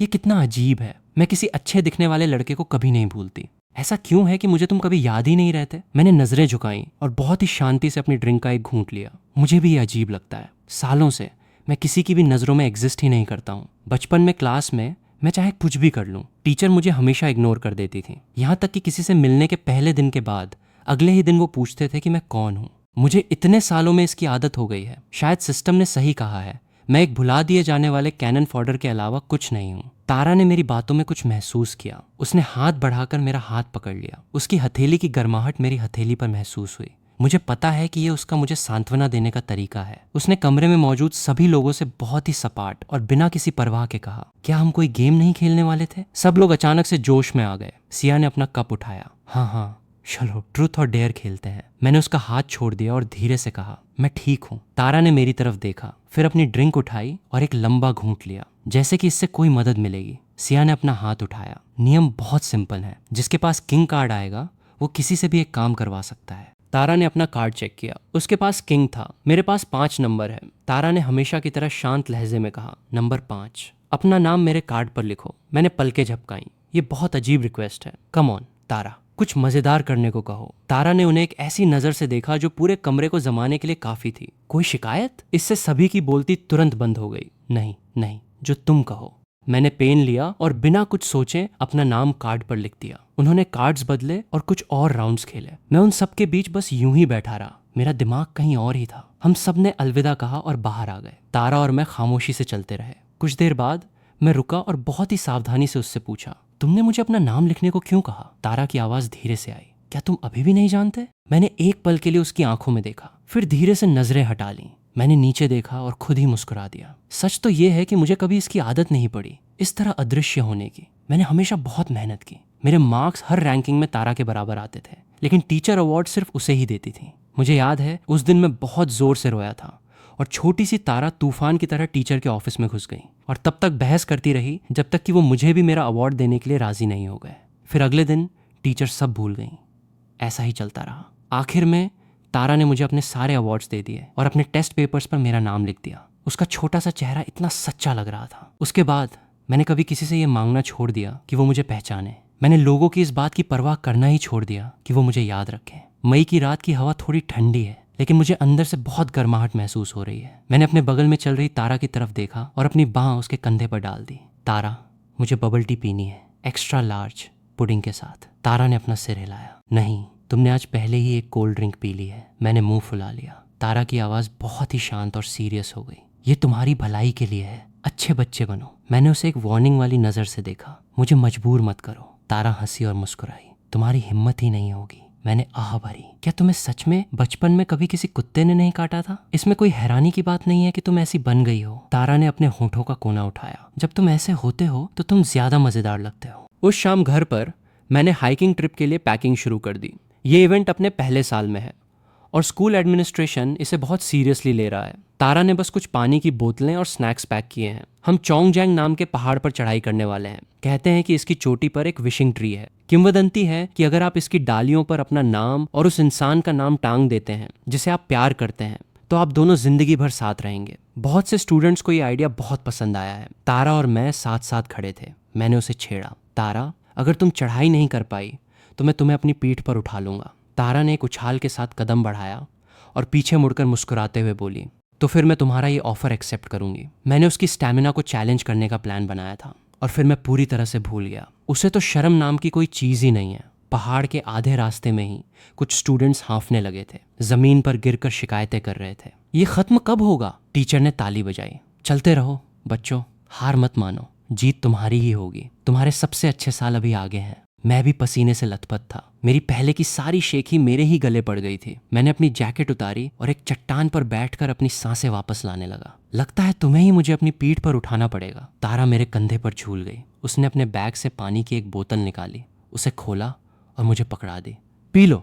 और वो कौन था जो कह रहा था कि मुझ में कोई स्टैमिना नहीं है? मैंने आधी बोतल पानी पी लिया और पलटकर जवाब दिया, देखो, मैं अपनी बॉडी की तरफ से माफी मांगता हूँ, लेकिन मेरे दिल में अभी भी बहुत लड़ने की हिम्मत बाकी है। तारा मेरे सामने उकड़ू बैठ गई और मेरे चेहरे से पसीना पोंछने लगी। उसने अपना सिर हिलाया। तुम्हारे स्टैमिना के साथ मैं तुम जैसे 10 लोगों को पीछे छोड़ सकती हूँ। मैंने अपना जवाब रोक लिया। हाँ, तुम सबसे अच्छी हो। तारा ने बहुत ही अथॉरिटी के साथ मेरी तरफ नीचे देखा और अपना हाथ आगे बढ़ा दिया। मैं कंफ्यूजन में ऊपर देखने लगा। तारा ने अपनी उंगली मोड़ी और मेरे माथे पर हल्का सा मारा। क्या तुम नहीं कह रहे थे कि तुम किसी को अपनी पीठ पर उठाओगे? मैं अब ठीक हूँ, थैंक्स। लोग कहेंगे कि मैं एक लड़की से भी कमजोर हूँ। तारा ने एक भौं उठाई। मेरा हाथ पकड़ा और उसे अपनी पीठ पर खींच लिया। वो धीरे से हंसी। तुम क्या सोच रहे हो? मैं तुम्हें बस यही एक बार उठाऊंगी। मुझे अचानक से बहुत शर्मिंदगी महसूस हुई। मैंने उसकी गर्दन के चारों ओर कसकर पकड़ लिया। कम से कम मैं वो इंसान तो नहीं हूं जिसे शर्मिंदा होना पड़ेगा। आखिरकार मेरी कोई पहचान ही नहीं है जिसे मैं बचा कर रख सकूं। तारा ने मुझे छेड़ते हुए कहा, मेरा लाल होता हुआ पैसेंजर, जरा आसपास तो देखो, हम पीछे रह गए हैं। मुझे एहसास हुआ कि हमारे पीछे कोई नहीं बचा था। चूंकि तारा और मैं सबसे आखिर में निकले थे, हम इतने पीछे रह गए थे कि बाकी सब बहुत आगे निकल चुके थे। मैंने उसके कान के पास जाकर हैरानी से पूछा, तारा, क्या तुम छुपकर वर्कआउट कर रही हो? तुम अचानक से इतनी स्ट्रांग कैसे हो गई? तुम तो वो छोटी सी रोतलू बच्ची थी जो मुश्किल से मेरे साथ कदम मिला पाती थी। हमने कुछ ही कदम और बढ़ाए थे कि तारा की भौं पर सिलवटें पड़ गईं। उसका चेहरा लाल था और वो पसीने से भीग चुकी थी। मैंने उसे पहले कभी इस हालत में नहीं देखा था। मैं डर गया। मैं तुरंत नीचे उतरा और उसका चेहरा अपने हाथों में ले लिया। तारा, क्या हुआ? तुम्हारा चेहरा इतना लाल क्यों है? मुझे बहुत गिल्ट फील हुआ। अगर मुझे पता होता तो मैं उसे मुझे उठाने ही नहीं देता। तारा ने मेरे हाथ से पानी लिया और एक ही सांस में पी लिया, धीरे धीरे अपनी सांसों को कंट्रोल करते हुए। चलो चलते हैं, टीचर शायद हमें ही ढूंढ रही होंगी। तारा ने अपने कपड़े झाड़े। उसके चेहरे के भाव वापस नॉर्मल हो गए थे। मैंने अभी भी फिक्र जताते हुए कहा, अगर तुम्हारी तबीयत ठीक नहीं लग रही है तो मुझे बता दो, मैं टीचर को बुला लाऊंगा। जबरदस्ती मत करो। तभी एक जानी पहचानी आवाज आई, हे, टीचर ने मुझे भी तुम्हें लेने भेजा है। पहाड़ के ऊपर सब लोग इंतजार कर रहे हैं। मैंने उस इंसान को ऊपर से नीचे तक देखा। उसके बारे में कुछ बहुत ही अजीब लग रहा था। वो जिस तरह से तारा को देख रहा था, वो बिना किसी वजह के मुझे बेचैन कर रहा था। उसके दिमाग में सिस्टम, तुम्हें यकीन है कि तारा को मेरी कोई याद नहीं है? बिल्कुल। कृपया हमारी टेक्नोलॉजी पर शक ना करें। वो जानी पहचानी बातचीत मेरे कानों में गूंज उठी। मैंने सामने खड़े लड़के की तरफ अपनी आंखें सिकोड़ी। उसकी मुस्कान बहुत ब्राइट और ओपन थी। मैं कबीर हूँ। लाओ, तुम्हारे बैग्स मुझे दे दो, मैं उन्हें तुम्हारे लिए ले चलूंगा। तो ये आखिरकार वही है, लेकिन ये इतना अलग क्यों दिख रहा है? तो तारा को पुराने कबीर की कोई याद नहीं है। मुझे सिस्टम की उस पेनल्टी वाली बात याद आ गई। तो यहाँ खड़ा कबीर पहले ही उसकी कीमत चुका चुका है। तारा ने पोलाइटली जवाब दिया, थैंक्स। कबीर मुस्कुराया, और तुम? क्या मैं तुम्हारा बैग भी ले लूं? मैंने अपना बैग कसकर पकड़ा और त्योरियां चढ़ाई। थैंक्स, मैं इसे खुद ले जा सकता हूँ। कबीर ने कंधे उचकाए। ऑलराइट, चलो ऊपर चलते हैं। उसके दिमाग में, सिस्टम, मुझे लगता है कि मेरे पास अभी भी वो आइटम बचा है जिसे मैंने कभी इस्तेमाल नहीं किया है ना? हाँ, प्लेयर। हालांकि मैं इसे इस्तेमाल ना करने की सख्त सलाह देता हूँ। इसके साइड इफेक्ट्स होते हैं। अगर मेरे पास कोई और चारा ना होता तो मैं इसे कभी इस्तेमाल नहीं करता, लेकिन तारा के अफेक्शन पॉइंट्स के लिए मुझे ये करना ही होगा। तो फिर मैं आपको गुड लक कहता हूँ, प्लेयर। ये सुनते ही मेरा दिल बैठ गया। मैंने तारा का हाथ पकड़ लिया। मैं इस वक्त बहुत डरा हुआ हूँ। मैं उसे सब कुछ बता देना चाहता हूँ, लेकिन मेरे दिमाग में एक आवाज़ उठ रही है जो मुझसे कह रही है कि मैं ऐसा बिल्कुल नहीं कर सकता। मैंने ज़ोर से अपना सिर हिलाया और उस आवाज़ को बाहर निकाल दिया। तारा ने अपनी स्लीव की तरफ नीचे देखा। मेरे हाथ ने उसे कसकर पकड़ा हुआ था। उसने अपना हाथ मेरे हाथ के ऊपर रख दिया। तुम किस बात से डर रहे हो? मैंने खुद को संभाला, धीरे से सांस छोड़ी। कुछ नहीं, बस थक गया हूँ। चलो ऊपर चलते हैं। ये साफ था कि मैं कुछ छुपा रहा हूँ। वो चुपचाप मेरा चेहरा देखती रही। जब से कबीर आया है कुछ गड़बड़ है। तो क्या इस कबीर ने पहले कभी वेदांत के साथ कुछ किया है? तारा ने अपनी आंखें सिकोड़ी और कबीर को घूरने लगी। उसकी नज़रें डार्क हो गईं। इस आदमी ने जो कुछ भी किया है, मैं उसे इसकी कीमत चुकाने पर मजबूर कर दूंगी। कबीर खुशी खुशी सोच रहा था, सिस्टम, क्या तारा मुझे देख रही है? हाँ, प्लेयर। सिस्टम तारा के अफेक्शन पॉइंट्स को पागलों की तरह ऊपर नीचे झूलते हुए देख रहा था। एक पल में ये 0% था, फिर ये 30 पर गिर गया, फिर ये 50 पर आ गिरा। सिस्टम खामोशी से डर के मारे ये सब देख रहा था। वो इस बात को लेकर कंफ्यूज था कि उसे बता दे या उसे जश्न मनाते हुए देखता रहे। अमेजिंग, ये तो बहुत अच्छी खबर है। आखिरकार मेरी अप्रोच काम कर रही है। शायद इस बार मुझे उस आइटम की जरूरत ही ना पड़े। सिस्टम ने कुछ नहीं कहा। पहाड़ की चोटी पर पहुंचकर सबकी एनर्जी वापस आ गई। स्टूडेंट्स अपने और अपनी पसंद के लोगों के नाम लिखने में बिजी थे। पूरा ग्रुप इस बात पर चैटर कर रहा था कि क्या लिखना है। मैं इन सब चीज़ों में ज़्यादा विश्वास नहीं करता, इसलिए मैंने इसे छोड़ दिया। इसके बजाय मैंने अपना लंच बॉक्स खोला। तारा ने इसे आज सुबह ही बनाया था। तुम मुझे उठाकर क्या कर रही थी? क्या तुम्हें भूख नहीं लगी है? तारा ने चुपचाप एक कागज की पर्ची छिपाई जिस पर पहले से ही नाम लिखे हुए थे। मैं ठीक हूँ, मैं थोड़ी देर में खा लूंगी। मुझे रेस्टरूम जाना है। मुझे बेचैनी महसूस हुई। मैंने आसपास देखा और कबीर को दूसरे स्टूडेंट से बात करते हुए पाया। मैंने सिर हिलाया, जल्दी वापस आना, सब ठीक होना चाहिए, बस कुछ ही मिनटों की बात है। और जहाँ कबीर खड़ा है वहां से वो हमारी जगह नहीं देख सकता। तारा ने मेरी तरफ देखा। उसकी आंखें मेरे चेहरे पर टिक गईं। समझ गई, बस अभी आई। तारा धीरे धीरे विशिंग ट्री की ओर गई और अपनी तैयार की हुई पर्ची बाहर निकाली। हम दोनों के नाम उस पर एक साथ लिखे हुए थे। उसने कभी इन सब चीजों पर यकीन नहीं किया था। उसका हमेशा से मानना रहा है कि उसे जो कुछ भी चाहिए वो उसे अपनी मेहनत से हासिल करती है। पेड़ों से प्रार्थना करना और चीजों पर मन्नत मांगना। उसे हमेशा लगता था कि सिर्फ कायर लोग ही ऐसा करते हैं, और फिर भी यहाँ वो खड़ी है, दूसरों की उम्मीदों से लिपटे एक पेड़ के सामने, अपनी खुद की एक मन्नत मांग रही है। एक मन्नत जिसका उसने जिंदगी भर सपना देखा है, वेदांत के साथ हमेशा रहने की। तारा ने उसे टांग दिया और जाने के लिए मुड़ी, क्योंकि वो बेवकूफ लड़का अभी भी वहीं बैठा उसका इंतजार कर रहा था। वो मुड़ी और उसका सीधा सामना कबीर से हुआ। कबीर मुस्कुराया। तारा, तुम भी मन्नत मांग रही हो? मुझे लगा था कि तुम्हें इन सब चीजों में कोई दिलचस्पी नहीं होगी। तारा को उससे बात करने में कोई इंटरेस्ट नहीं था। तुम्हें उससे क्या मतलब? तारा, तुम हमेशा मुझसे इतने रूखेपन से क्यों बात करती हो? मैं तो बस दोस्त बनना चाहता हूँ। उसे सच में कुछ समझ नहीं आ रहा है। इस बार वो बस धीरे धीरे करीब आना चाहता है। ये जानना चाहता है कि उसे क्या पसंद है और step by step affection points बढ़ाना चाहता है। लेकिन तारा की पूरी बॉडी लैंग्वेज कह रही थी, मुझसे दूर रहो। तारा ने अपनी आंखें सिकोड़ी। मुझे कोई इंटरेस्ट नहीं है, मुझसे बात मत करो। वो सीधे मेरी तरफ वापस चलने लगी। उसके पीछे कबीर ने अपने दांत पीसे। सिस्टम आइटम एक्टिवेट कर रहा हूँ। Activation complete. Player stand by. हवा का एक तेज झोंका आया। सब कुछ शांत हो गया। समय रुकने लगा। मेरा हाथ सेब का एक बाइट लेते हुए हवा में ही जम गया। मेरा दिमाग तेजी से दौड़ने लगा। ये क्या हो रहा है? मैं हिल नहीं पा रहा हूँ। मेरे दांत अभी भी सेब में धंसे हुए हैं। ये पक्का कबीर ने उस आइटम का इस्तेमाल किया होगा।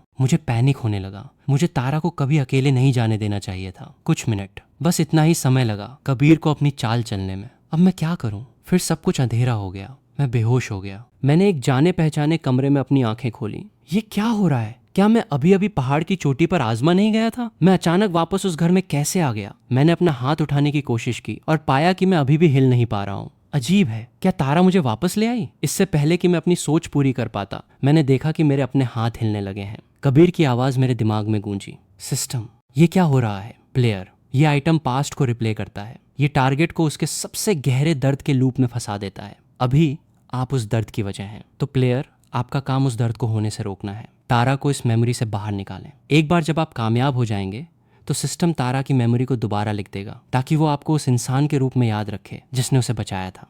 लेकिन मुझे कोई आइडिया नहीं है कि इस बॉडी ने क्या गलती की थी। ये तो प्लेयर को ही पता लगाना है। ये तारा की मेमोरी है। किसी और को नहीं पता कि उसका दर्द क्या है। मेरे पास कितना टाइम है? 3 दिन। आपको 3 दिन के अंदर तारा के दर्द की जड़ ढूंढनी होगी। अगर आप फेल हुए तो सिस्टम मिशन को फेल घोषित कर देगा और आपको एलिमिनेट कर देगा। ये कैसा साइड इफेक्ट है? मुझे लगा था कि पिछली बार की तरह बस मेरी शक्ल सूरत चली जाएगी। सिस्टम की आवाज ठंडी पड़ गई। करेक्ट, ये एक प्रोहिबिटेड एक्शन है, इसीलिए सिस्टम ने आपको इसे इस्तेमाल करने से मना किया था। एक गलत कदम और तारा डार्क मोड में जा सकती है। मैं इस जानी पहचानी बातचीत को सुनता रहा। अगर मैं इसे सही समझ रहा हूँ तो कबीर अभी मेरी बॉडी के अंदर है। नहीं, और सटीक तरीके से कहूँ तो कबीर ने मेरी बॉडी पर कब्जा कर लिया है और मैं इसके अंदर लॉक हो गया हूँ। मैं हिल नहीं सकता, मैं बोल नहीं सकता। मैं बस देख सकता हूँ कि वो अपनी मर्जी से जो चाहे कर रहा है। लेकिन रुको, अगर मैं गलत नहीं हूँ तो ये बॉडी मेरे 8 साल की उम्र जैसी लग रही है। तो तारा को इस उम्र में कोई गहरा दर्द सहना पड़ा था। मुझे मुश्किल से ही कुछ याद है। दरवाजे पर एक नॉक हुआ। डिनर के लिए बाहर आने का वक्त हो गया है। ये हाउसकीपर की आवाज है। मैंने अपनी बॉडी को दरवाजा खोलते और बाहर जाते हुए देखा। मैं अंदर से उसे फॉलो कर रहा था। एक औरत जो शायद 30 के आसपास होगी, दरवाजे पर खड़ी मेरी तरफ देखकर गर्मजोशी से मुस्कुरा रही थी। हमारे छोटे मास्टर आज कितने हैंडसम लग रहे हैं। चलिए, डिनर का टाइम हो गया। मिस पहले से ही इंतजार कर रही हैं। मेरी आंख फड़की। मुझे ये हाउसकीपर याद है। जब मैं छोटा था तो मैं उसे बहुत पसंद करता था। वो अकेली ऐसी इंसान थी जो हमेशा मुझ पर ध्यान देती थी और मुझसे प्यार से बात करती थी। लेकिन बाद में मैंने सुना कि उसे चोरी करने के आरोप में निकाल दिया गया था। मैंने देखा कि उसने मेरा हाथ पकड़ा और मुझे बाहर ले गई।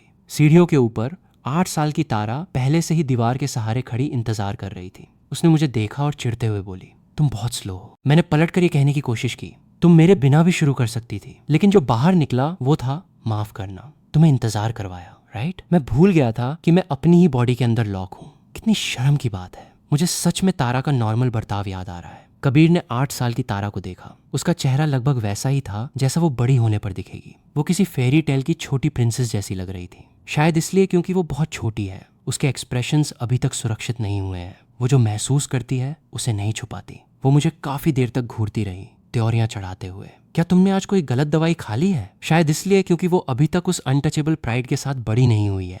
कबीर को वो बहुत कम डरावनी लग रही थी। तारा, चलो चलकर खाना खाते हैं। उसने तारा का हाथ पकड़ने के लिए हाथ बढ़ाया। मुझे याद है इस उम्र में तारा और मैं सच में इतने करीब नहीं थे। हम उस वक्त लगातार झगड़ते रहते थे। तारा ने एक कदम पीछे ले लिया। उसने मुझे जिस तरह से देखा वो थोड़ा अजीब था। तुमने अभी मुझे क्या कहा? कबीर ने कंफ्यूज होकर पलकें झपकाई। वेदांत, तुम बहुत बोरिंग हो। तारा ने ये बात कही और सीधे अपने कमरे में वापस चली गई। पीछे से दरवाजा लॉक कर लिया। हाउसकीपर ने नॉक किया। मिस, प्लीज अपसेट मत होइए, बाहर आकर पहले खाना खा लीजिए। आप बस खुद को परेशान कर रही हैं। कमरे के अंदर से एक जोर की आवाज आई। मैं कांप गया। उसे क्या हो रहा है? मैंने उसे पहले कभी इस तरह नहीं देखा था। कबीर भी बेचैन होने लगा। वो तुरंत हाउसकीपर की तरफ मुड़ा। तारा को क्या हुआ? क्या मैंने उसे परेशान करने के लिए कुछ किया है? हाउसकीपर नीचे झुकी। कुछ नहीं मिस, बस थोड़ा सा नखरे दिखा रही हैं। बस अंदर जाइए और उसे मना लीजिए। मिस हमेशा सबसे ज्यादा आपकी बात सुनती हैं। कबीर को कोई आइडिया नहीं था कि उसने क्या गलत कह दिया, लेकिन हाउसकीपर पक्का गलत थी। और इसके अलावा ये बॉडी जिसके अंदर वो है, वो तारा के दर्द की असली वजह है। उसे इसका पता लगाना ही होगा। तारा, दरवाजा खोलो। मुझे माफ कर दो, मैं अभी गलत था। बाहर आओ और पहले खाना खा लो। कुछ मिनटों बाद तारा ने दरवाजा खोला। उसने मुझे पूरी तरह से इग्नोर किया और खुद ही नीचे चली गई। टेबल पर बैठकर खाना खाने लगी। सही कहा ना मिस, आप हमेशा कहती हैं, आप चाहे कितने भी गुस्से में क्यों ना हो, आपको कभी भी खुद को भूखा नहीं रखना चाहिए। मिस, ये एक चीज आप छोटे मास्टर से सीख सकती हैं। हाउसकीपर तारा के बगल में खड़ी थी। उसका मीट काट रही थी, फिर उसके पानी के कप को उसकी पहुंच के अंदर रख रही थी। मैं टेबल पर फैले हुए खाने को घूर रहा था। मैंने अपना थूक निकला। मैं भूख से मर रहा हूँ। कोई आइडिया नहीं कि ये सब कब खत्म होगा, लेकिन एक चीज मुझे परेशान कर रही थी।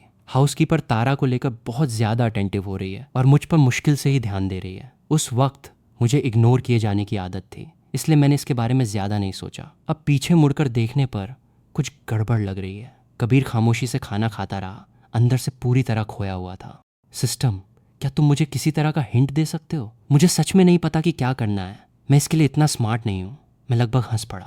कम से कम कबीर अपने बारे में बिल्कुल सही अंदाजा लगा रहा है। ईमानदारी से कहूँ तो अगर ये मैं होता तो मुझे भी नहीं पता होता कि क्या करना है। सॉरी प्लेयर, वो फीचर एग्जिस्ट नहीं करता। मैं अपना आपा खो रहा हूँ। मैंने ऊपर देखा। तारा खाना खा चुकी थी। उसने अपना मुंह पोंछा, अपनी कुर्सी से कूदी और धीरे धीरे ऊपर चली गई। कबीर ने उसे जाते हुए देखा और उसके पीछे भागने से पहले कुछ और बाइट्स जल्दी जल्दी ठूंस लिए। मैंने पीछे हाउसकीपर की तरफ देखा। वो बहुत आराम से बर्तन हटा रही थी। कोई ऐसी धुन गुनगुना रही थी जिसे मैं नहीं जानता था। पूरी तरह से संतुष्ट लग रही थी। ऊपर की लाइट उसके चेहरे पर अजीब सी परछाइयां डाल रही थी। ये वो नज़ारा है जिसे मैंने 100 बार देखा है और फिर भी इसके बारे में कुछ ऐसा है जो मेरी रीढ़ में सिहरन पैदा कर रहा है। ऊपर कबीर तारा के सामने खड़ा था और कह रहा था, तारा प्लीज़ मुझसे नाराज़ होना बंद करो। अब से मैं तुम्हारे साथ अच्छा बर्ताव करूंगा। मैं कभी ऐसा कुछ नहीं करूंगा जिससे तुम अपसेट हो जाओ। कबीर ने सोचा कि असली वेदांत ने तारा के साथ कुछ बहुत बुरा किया होगा, वरना तारा इतने सालों बाद भी इस दर्द को लेकर नहीं घूम रही होती। जो भी हो, उसे अभी छोटी तारा को यह साफ कर देना चाहिए कि वो उसे कोई नुकसान नहीं पहुंचाएगा। तारा के चेहरे से कुछ पता नहीं चल रहा था। फिर उसने मुझे इस तरह देखा और अचानक मुस्कुरा दी। उसके बाएं गाल पर एक डिंपल दिखाई दिया और ये बहुत ही प्यारा लग रहा था। ठीक है, फिर कैसा रहेगा अगर तुम मुझे अब से तारा कहकर बुलाओ? कबीर तारा की मुस्कान को घूरता रहा। उसका दिल जोर जोर से धड़क रहा था। वो एक तरह की सुध बुध खोकर सोच रहा था कि शायद ये पहली बार है जब तारा ने उसे देखकर स्माइल की है और उसका एक डिंपल भी है। मैं 8 साल की तारा को घूर रहा था, बाहर फूट पड़ने और उसे फ्लाइंग किक मारने की अपनी हर इच्छा को रोकते हुए कि वो इस तरह की कोई भी चालाकी करने की कोशिश ना करे। लेकिन मैं बस बेबसी से देख सकता था कि कबीर का चेहरा लाल हो गया और उसने उसे उस नाम से पुकारा। मुझे जो गुस्सा आ रहा था, अगर मैंने पिछले जन्म में कोई पाप किए हैं तो प्लीज कानून मुझे उसकी सजा दे।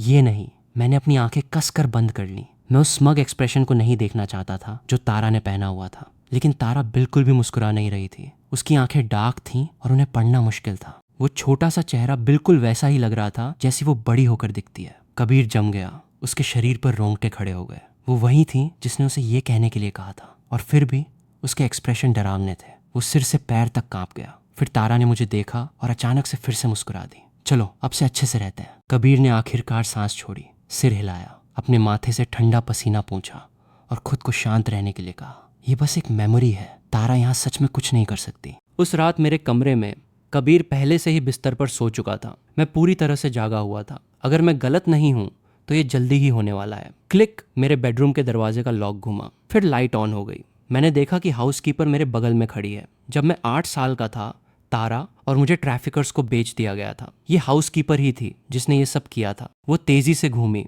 हम दोनों को उठाया और एक कार में डाल दिया। ड्राइवर एक भारी भरकम आदमी था जिसकी घनी दाढ़ी थी। वो ऐसे मुस्कुरा रहा था जैसे वो खुद को रोक नहीं पा रहा हो। इस बार बड़ा हाथ लगा है, उस घर की औरत पागल हो जाएगी। हाउसकीपर की गर्माहट पूरी तरह से गायब हो गई थी। उसकी आवाज सपाट और ठंडी हो गई। जल्दी करो, अगर वो जाग गए तो हम गए काम से। दाढ़ी वाले आदमी ने मुंह चिढ़ाया। रिलैक्स, क्या तुमने उन्हें सुलाने के लिए कुछ नहीं दिया था? और वैसे भी डील तो सिर्फ उस लड़की को ले जाने की थी। अब ये लड़का कहाँ से आ गया? हाउसकीपर ने एक कुटिल मुस्कान दी। लड़का दिखने में अच्छा है, उसकी भी अच्छी कीमत मिल जाएगी। एक्स्ट्रा पैसे किसे बुरे लगते हैं? दाढ़ी वाला आदमी जोर से हंसा। औरतें सच में बहुत बेरहम होती हैं। अगर उस परिवार को कभी पता चला कि उनके घर की छत के नीचे एक भेड़िया रह रहा था तो उन्हें जिंदगी भर पछतावा होगा। मैं ये सब देख रहा था, मेरे चेहरे का रंग उड़ता जा रहा था। मैंने अपने बगल में तारा को देखा। वो गहरी नींद में थी, उसकी आंखें बंद थीं। मुझे कोई आइडिया नहीं है कि मुझे क्या करना चाहिए। टेक्निकली ये सिर्फ तारा की मेमोरी है, शायद सिर्फ एक सपना या इल्यूजन, लेकिन फिर भी मैं नहीं चाहता कि तारा को उस दर्द को दोबारा जीना पड़े।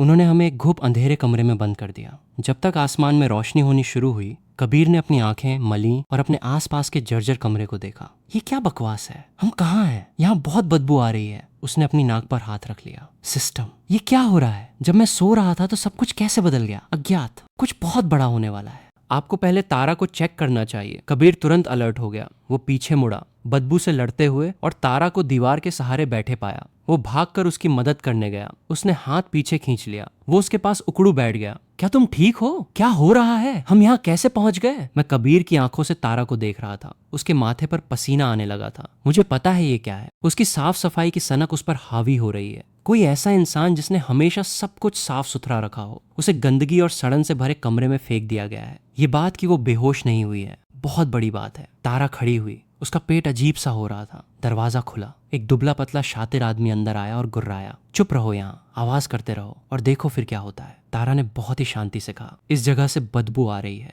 मुझे कहीं और ले जाया जाए। वो आदमी मुंह चिढ़ाते हुए बोला, तुम अब कोई अमीर बाप की लाडली बेटी नहीं हो। अपने नखरे बंद करो, वरना तुम्हारे लिए चीजें बहुत खराब हो जाएंगी। तारा ने बराबरी से जवाब दिया, तुम भी नहीं चाहते कि हमें कुछ हो, है ना? अगर तुमने मुझे नहीं हटाया और मैं यहाँ मर गई तो तुम्हें कुछ नहीं मिलेगा। क्या ये तुम्हारे लिए फायदेमंद है? तारा ने अपने गले पर शीशे का एक टुकड़ा रख लिया। उसकी भौहें स्थिर थीं। उसकी आंखें स्टील की तरह ठंडी और ब्लेड की तरह तेज हो गईं। वो आदमी जम गया। हे, कोई बेवकूफ़ी मत करना, मैं तुम्हें ले चलता हूँ, मैं तुम्हें ले चलता हूँ। Okay, easy easy. वो बस एक बच्ची है और फिर भी उसकी प्रेजेंस से ही वो आदमी कांप रहा था। मैं ये सब देख रहा था और फिलहाल चीजें तारा के हिसाब से चल रही थी। वो आदमी उन्हें एक दूसरे कमरे में ले गया। ये भी जर्जर और गंदा था, लेकिन कम से कम यहाँ की बदबू बर्दाश्त करने लायक थी। वो आदमी नाखुश लग रहा था। ठीक है, रूम चेंज हो गया, अब मुझे वो शीशा दे दो। तारा ने वो टुकड़ा उसके पैरों पर फेंक दिया। तुम अब जा सकते हो। उस आदमी की भौहें तन गईं। उसका चेहरा गुस्से से लाल हो रहा था, लेकिन वो उसे छू नहीं सकता था। खराब माल की कम कीमत मिलती है, इसलिए वो बस बड़बड़ाता और गालियां देता रहा। अभी अपनी अकड़ दिखा लो, बाद में तुम्हें तुम्हारी औकात पता चल जाएगी। उसने दरवाजा लॉक किया और चला गया। कबीर पूरी तरह से घबरा गया था। तारा, हम क्या करें? मैंने उस नाम को अपने ही मुंह से निकलते हुए सुना और मेरी आंख फड़कने लगी। ये मैं नहीं कह रहा हूँ, लेकिन आवाज मेरी ही है। मुझे इससे घिन आ रही है। कबीर सिस्टम की ओर मुड़ा। सिस्टम, क्या कोई ऐसा आइटम है जो हमें यहाँ से बाहर निकाल सके? प्लेयर, सपने देखना बंद करें। इस बात पर फोकस करें कि इस बॉडी ने तारा को कैसे दर्द पहुंचाया।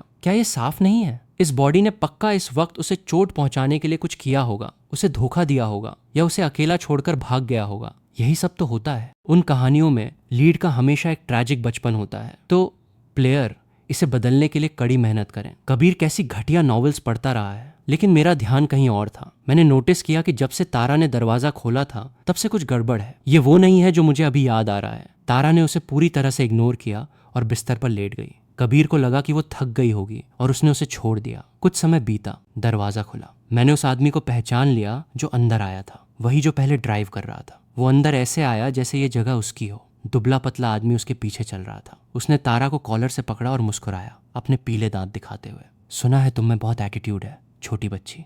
मैं तुम्हें एक बात बता दूं, तुम अब कोई लाडली बेटी नहीं हो। मैं तुम्हें सुधरने की सलाह दे रहा हूँ, क्योंकि मुझे सच में थोड़े कम पैसों के साथ जाने में कोई एतराज नहीं है। दुबले पतले आदमी ने एक बैग फेंका और उसके पीछे पीछे बाहर चला गया। कबीर भागकर उसके पास गया। क्या तुम ठीक हो?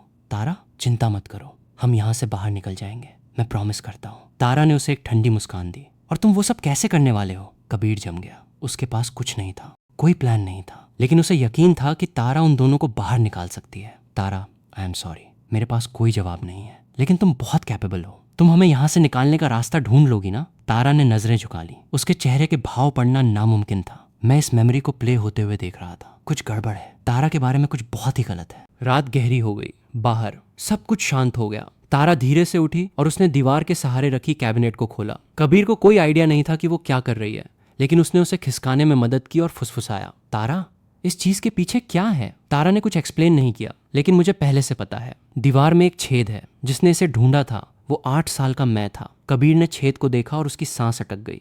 तारा तुम कमाल हो, मुझे पता था कि तुम कोई रास्ता निकाल लोगी, तारा ने सपाट आवाज में कहा। तुम पहले जाओ, कबीर ने अपना सिर सख्ती से हिलाया। तारा तुम क्या कह रही हो? ऐसा कोई रास्ता नहीं है कि मैं तुम्हें छोड़कर जाऊं, हम साथ चलेंगे। और ये रहा, यही वो पल होना चाहिए। तारा इस बॉडी को पहले जाने के लिए कहती है और फिर ये बॉडी पलट कर उसे धोखा दे देती है, और उसी पल से तारा लोगों पर भरोसा करना छोड़ देती है। कबीर ने अब तक जो भी कहानियां पढ़ी हैं उनके हिसाब से यही होता है। मेरे होंठ फड़कने लगे। तारा उस पर चिल्लाई। मैंने कहा जाओ, बस जाओ। मैंने पलकें झपकाई। वो सीन मुझे वापस खींच लाया। 8 साल के मैंने वो छेद ढूंढा था और तारा को अपनी पीठ पर लाद कर बाहर निकाला था, लेकिन मैं बहुत छोटा था। मुझमें स्टैमिना नहीं था। पहाड़ का रास्ता घुमावदार और ऊबड़ खाबड़ था। मैं अनगिनत बार गिरा था। मेरी पीठ जल रही थी। तारा, जो मेरी पीठ पर कमजोर और कांप रही थी, उसने मुझसे फुसफुसाते हुए कहा था, मुझे छोड़ दो, मुझे नीचे उतार दो। मैंने अपनी मॉम को एक मैसेज भेज दिया है, कोई जल्दी ही यहाँ पहुंच जाएगा। मैं उसे उठाता रहा, एक एक कदम धीरे धीरे दर्द सहते हुए। अगर तुमने मैसेज भेज दिया है तो मैं तुम्हें और भी ज्यादा छोड़कर नहीं जा सकता, तारा मुझ पर चिल्लाई। मैंने कोई मैसेज नहीं भेजा। मैंने झूठ बोला। मैं किसी काम की नहीं हूँ। मुझे छोड़ो और जाओ। मैंने अपने होठों का कोना ऊपर खींचा। मुझे लगा ही था कि तुम झूठ बोल रही हो। तारा ने मेरी गर्दन पर अपने हाथ कसे और चिल्लाई, मैंने तुमसे कहा कि जाओ तो जाओ। मैं दर्द में भी हंसा, लेकिन तुम मुझे इतनी कसकर पकड़े हुए हो। और अब वही सीन मेरे सामने फिर से प्ले हो रहा है। तारा किसी को उसे पीछे छोड़ने के लिए कह रही है, जबकि पूरी जान लगाकर कबीर को पकड़े हुए है। कबीर चिल्लाता है, मैं नहीं जा रहा हूँ तारा, मैं तुम्हें छोड़कर नहीं जा रहा हूँ। फिर अचानक तारा के होंठ एक ठंडी, बेचैन करने वाली मुस्कान में बदल जाते हैं। हड्डियों को जमा देने वाली ठंडक फैल जाती है। उसकी आवाज़ ऐसी आती है जैसे उसमें जहर मिला हो। तो फिर हमेशा के लिए यहीं रहो। हमारे आसपास की दुनिया टुकड़े टुकड़े होकर गायब होने लगती है। तारा धीरे धीरे अपनी 8 साल की उम्र से उस इंसान में बदल जाती है जो वो अब है। कबीर के दिमाग में एक अलार्म बजता है, वार्निंग, प्लेयर फेल हो गया है। तारा डार्क मोड में चली गई है। प्लेयर अब खतरे में है। कबीर पैनिक करने लगता है, मैं क्या करूं? सिस्टम मेरी मदद करो, मैं मरना नहीं चाहता, आई एम सॉरी, मैं कुछ नहीं कर सकता। प्लेयर अब आप अपने भरोसे हैं। कबीर रोने लगता है, पीछे रहो, मुझे डर लग रहा है। मैं तारा को घूर रहा था। उसकी आंखें गहरी और लाल हो गई हैं। उसके तीखे फीचर्स बर्फ की तरह ठंडे हो गए हैं और उसकी नजरों के पीछे कुछ बहुत ही खतरनाक झलक रहा है। मैंने अपना सिर हिलाया। ये तारा नहीं है, तारा ऐसी नहीं है। वो कभी कभी चिड़चिड़ी हो सकती है, लेकिन वो बहुत जेंटल है। कभी कभी वो थोड़ी अजीब होती है, लेकिन वो सिर्फ इसलिए क्योंकि वो शर्मीली है। उसे इस तरह देखकर मुझे बेचैनी और डर लग रहा है। तारा कबीर को गले से पकड़ लेती है जब वो पीछे हटने की कोशिश करता है। उसकी आंखें पूरी तरह से खून की तरह लाल हैं, जिनमें कुछ खूनी इरादे भरे हुए हैं। तुमने उसके साथ क्या किया? कबीर सांस नहीं ले पा रहा है। उसकी गर्दन पर एक बहुत तेज दर्द फैलने लगता है। वो तारा के हाथ को नोचता है, हाँफते हुए एक सवाल पूछता है, तुम किस बारे में बात कर रही हो? मुझे कुछ समझ नहीं आ रहा है। तारा अपनी पकड़ कस लेती है। उसके एक्सप्रेशंस बिगड़ रहे हैं। उससे बाहर निकलो, उसे मुझे वापस करो, मुझे रोना आ रहा है। उसने मुझे पहचान लिया। कबीर बेजान हो रहा है। उसकी आंखें पीछे की तरफ जा रही हैं। वो कुछ बोल नहीं पा रहा है। मुझे महसूस हुआ कि मेरी उंगलियां हिल रही हैं। मेरे अंदर उम्मीद की एक किरण जाग उठी। मैं धीरे धीरे अपना हाथ उसके चेहरे तक ले गया। मैंने मुस्कुराते हुए वो निकनेम कहा जिससे सिर्फ मैं ही उसे बुलाता हूँ, पगली। तारा का हाथ कांप गया। फिर उसने पूरी ताकत से मुझे अपनी बाहों में खींच लिया, कसकर पकड़े हुए। मुझे अपनी गर्दन पर कुछ गीलापन महसूस हुआ। मैं मुस्कुराया। तुम फिर से रो रही हो, कितनी बड़ी रोतलू हो। मैंने धीरे से अपनी आंखें बंद कर ली। मैंने सेब का बाइट लिया, अपना जबड़ा रगड़ते हुए।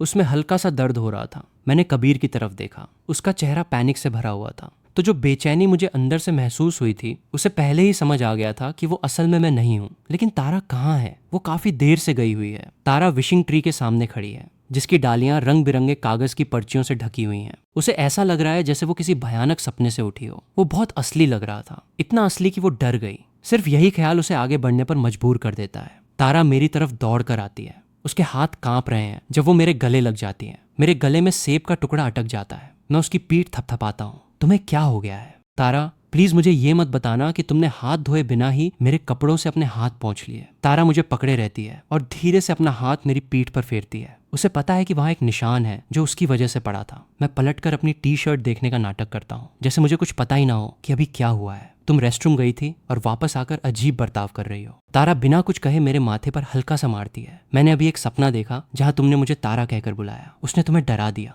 मैं तो कहूंगा कि उसने मुझे भी डरा दिया। मैं तुम्हें उस नाम से बुलाऊं? इस जन्म में तो बिल्कुल नहीं। तारा बहुत ही प्यार से मुस्कुराई। क्या बुलाते हो? बिना सोचे मैंने कहा तारा। तारा ने अपना मुंह ढक लिया और हंसने लगी। Good boy. मैंने खुद को संभाला। तुमने मुझे फंसा लिया। मैंने अपना बैग पकड़ा और उसे बंद किया और हम पहाड़ से नीचे उतरने लगे, पूरे रास्ते झगड़ते हुए। पहाड़ के नीचे टीचर अटेंडेंस ले रही थी। तारा और मैं ग्रुप में शामिल हो गए। मैंने नोटिस किया कि कबीर तारा को बहुत ही डरे हुए चेहरे के साथ घूर रहा था। वो अपनी गर्दन सहला रहा था। उसे देखकर ही उसे दर्द हो रहा था। गर्मियों की छुट्टियां पलक झपकते ही आ गईं। कबीर के गायब होने के बाद मैंने सिस्टम की आवाज़ दोबारा नहीं सुनी। तारा के जन्मदिन तक नहीं। मैं काउच पर आइसक्रीम बार लेकर बैठा हूँ जो मैंने अभी अभी उससे छीनी थी। सबके आने का इंतजार कर रहा हूँ। कुछ ही देर में ध्रुव, सिया और रिया नाम की एक लड़की दरवाजे की घंटी बजाते हैं। मैंने दरवाज़ा खोला और ध्रुव ने मुझे देखते ही वो वहीं गिर पड़ा। मैं डर कर पीछे हट गया और उसे उठाने के लिए नीचे झुका। ध्रुव की अंदर की आवाज़, तो तुम कह रहे हो कि मेरा पुनर्जन्म हुआ है? ये सही है प्लेयर। मेरे हाथ जम गए। लो, हम फिर आ गए। एक और सिस्टम। प्लीज़ मुझे बताओ कि मुझे क्या करना है। प्लेयर, हमारे सिस्टम ने डिटेक्ट किया है कि आपके पुनर्जन्म का कनेक्शन तारा से है। आपको 10 दिनों के अंदर उसके साथ 20% का अफेक्शन रेटिंग अचीव करना होगा, वरना आपको वापस आपके पिछले जीवन में भेज दिया जाएगा जहां आप एक सर्वर के तौर पर काम कर रहे थे। ध्रुव ने अपनी आंखें खोली और बैठ गया, सब कुछ समझते हुए। अपने पिछले जीवन में 18 साल की उम्र में उसका परिवार बहुत गरीब था। लोग उसकी गरीबी की वजह से उसे नीचा दिखाते थे। कुछ लोग उसे बुली भी करते थे। सिर्फ तारा ने उसके लिए आवाज़ उठाई थी, उन लोगों को दूर भगाकर जो उसे परेशान करते थे। बाद में स्टूडेंट काउंसिल के काम के जरिए वो धीरे धीरे एक दूसरे को जानने लगे। इसी तरह उसे तारा के कुछ राज पता चले। तारा के दिल में अपने उस बचपन के बेस्ट फ्रेंड के लिए फीलिंग्स थी जिसे कोई नोटिस तक नहीं करता था, और वो ये बात सालों से छिपा रही थी। इस बार उसकी गर्लफ्रेंड रिया ही उसे यहाँ तारा के जन्मदिन के लिए खींच कर लाई थी। मुझे कुछ अजीब लग रहा था। ये सिस्टम बाकी सिस्टम से अलग लग रहा था। न केवल टाइमलाइन लंबी थी बल्कि अफेक्शन टारगेट भी काफ़ी कम था। मैंने चुपके से तारा की तरफ देखा। उसे झेलना सिस्टम के लिए भी नामुमकिन होगा क्योंकि सिस्टम ने भी टारगेट कम कर दिया है। मैं अंदर गया और फ्रीजर से कुछ आइसक्रीम बार्स ले आया, ये सोचकर कि सबको थोड़ी ठंडक मिलेगी। तारा ने मुंह फुला लिया। मेरे लिए कुछ क्यों नहीं है? मैंने सपाट आवाज में कहा। क्या तुम्हारे महीने के वो दिन आने वाले नहीं हैं? मैं तुम्हारा ख्याल रख रहा हूँ। जब तुम्हारे पेट में दर्द नहीं होगा तब तुम मुझे थैंक्स कहोगी। तारा ने मेरी तरफ देखा और बिना एक पल गहवाए मुझे लात मारी। तुम्हारे वो दिन आने वाले हैं। देखो मैंने क्या कहा था, कम से कम थोड़ी लेडी लाइक होने का तो नाटक करो। एक कुत्ता भी तुम्हें बर्दाश्त नहीं करेगा। तारा ने मुझे याद दिलाया कि आज उसका जन्मदिन है। मेरे चेहरे के भाव जम गए। मैं अभी कुछ ज्यादा ही बोल गया था। प्लीज बड़े दिल वाली बनो और मुझे माफ कर दो। ये सब उस तोहफे से शुरू हुआ था। उस सुबह नाश्ते पर एक डिलीवरी आई थी। अंदर एक कार की चाबी और एक जोड़ी हील्स थी। मैंने कांजी का एक घूंट लिया। ये किसने भेजा है और कौन? मॉम और मेरे भाई ने। फिर अचानक से तारा ने सब कुछ नीचे रखा और मेरी तरफ देखा। और तुम्हारा? तुम मेरे लिए कुछ लाना भूल तो नहीं गए ना? ये ऊपर रखा है। क्या तुम्हें अभी चाहिए? अभी तो दिन है, रात भी नहीं हुई है और हमने अभी तक बर्थडे केक भी नहीं काटा है। तारा ने मेरा हाथ पकड़ा और मुझे ऊपर खींच लिया। अभी, मुझे अभी चाहिए। मैंने दराज से एक छोटा सा बॉक्स निकाला और उसे पकड़ा दिया। बॉक्स बहुत छोटा था, ऊपर से एक रिबन से बांधा हुआ था। तारा ने रिबन खोला और रैपिंग फाड़ दी। बॉक्स के अंदर एक कागज की पर्ची थी जिस पर लिखा था विश वाउचर। उसने कोई खास रिएक्शन नहीं दिया। मुझे थोड़ी शर्मिंदगी महसूस हुई और मैंने एक्सप्लेन किया, मुझे कोई आइडिया नहीं था कि तुम्हें क्या दूं। मैं सोचते सोचते लगभग पागल हो गया था और फिर मेरे दिमाग में ये आया, ये सिर्फ आज के लिए वैलिड है। आज तुम जो भी मन्नत मांगोगी मैं उसे पूरा करूंगा। तारा हल्की सी मुस्कुराई, मुश्किल से एक्सेप्ट करते हुए। मेरी विश है कि आज तुम मुझे किसी चीज के लिए ना नहीं कह सकते। वो नोटिस करने लगी है कि उसके आसपास आते ही उसका खुद पर कंट्रोल कमजोर पड़ने लगता है। मैंने उसे तोहफा लेते देखा और चैन की एक गहरी सांस ली। लेकिन इसके बाद जो हुआ उसका मुझे बहुत पछतावा हुआ, क्योंकि हर बार जब मैं कुछ ऐसा कहता जो उसे पसंद नहीं आता तो वो पलट कर कहती आज मेरा बर्थडे है, और ये हर बार काम करता। अगस्त की गर्मी ने बाहर जाने का कोई भी ख्याल खत्म कर दिया था। सब लोग अंदर एसी में बैठकर गेम्स और कार्ड्स खेलने लगे। कुछ राउंड्स के बाद मुझे स्कूल के पास वाली दुकान से डबल स्किन मिल्क पुडिंग खाने की क्रेविंग होने लगी। किसी ने सजेस्ट किया कि अगली बार जो भी हारेगा वो जाकर लेकर आएगा। कुछ ही देर में सिया दरवाजा खोलकर अंदर आ गई। ये क्या बकवास है? मैं तो बाहर पिघल रही थी। मैं ही क्यों हारी? हम दोबारा मैच कर रहे हैं। मैंने अपना हिस्सा निकाला, बैग खोला और खुशी खुशी खाने लगा। सिया ने दूसरा बाउल ध्रुव को पास कर दिया। ध्रुव ने चुपचाप अपनी जगह बदली और तारा की तरफ देखा। तारा, क्या तुम्हें थोड़ा चाहिए? लो, मेरा ले लो, मैंने अभी तक अपना वाला खोला भी नहीं है। तारा ने ध्रुव की तरफ देखे बिना ही मुझे लात मारी। कोई जरूरत नहीं, मैं तो राख ही खा लूंगी। मैंने एक आह भरी, सब कुछ समझते हुए, और तारा को एक एक चम्मच करके खिलाने लगा। क्या तुमने अभी नहीं कहा था कि तुम्हें ये सब पसंद भी नहीं है? क्या तुम जानबूझकर ऐसा कर रही हो? मैंने आखिरकार एक बार जीत हासिल की थी और उसका आधा हिस्सा उसके पेट में चला गया। तारा ने अपना मुंह खोला। जो चीज उसे पहले हमेशा बहुत हैवी लगती थी वो किसी तरह अब इतनी बुरी नहीं लग रही थी। अपनी टोन का ध्यान रखो। Of course miss. आपको और क्या चाहिए?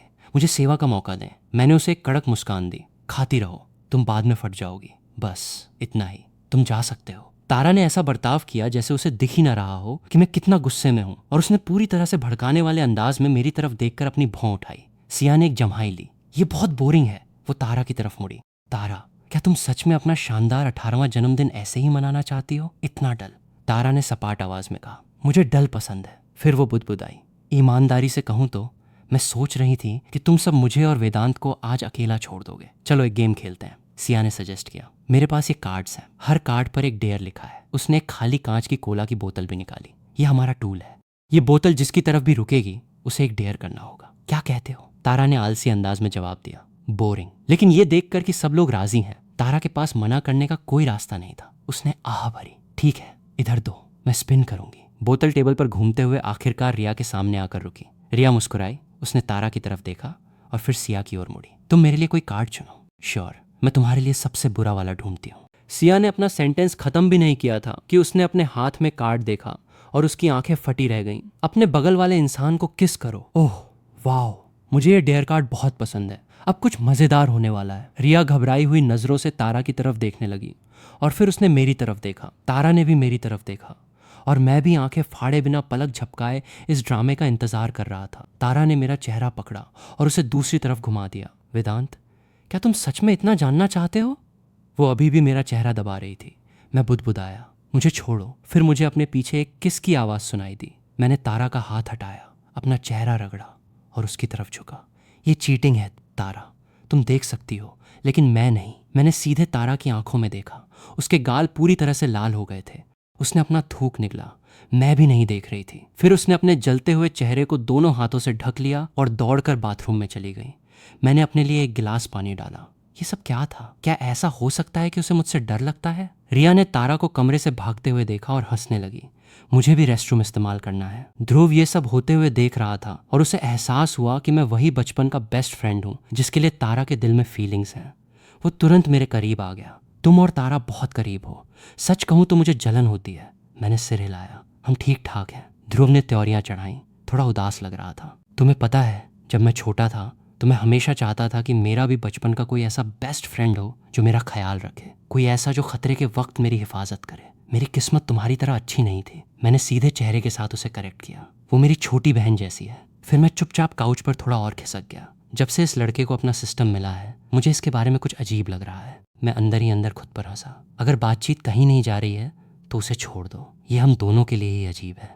तारा ठंडे पानी से अपना चेहरा धो रही थी। अपनी सांसें संभालते हुए शीशे में खुद को घूर रही थी। उसका दिल ऐसे धड़क रहा था जैसे वो सीने से बाहर आ जाएगा। उसकी आंखें नमी से चमक रही थीं। उसके कान गहरे लाल हो गए थे। वो बालकनी में आ गई, इस उम्मीद में कि ताज़ी हवा से शायद कुछ मदद मिलेगी।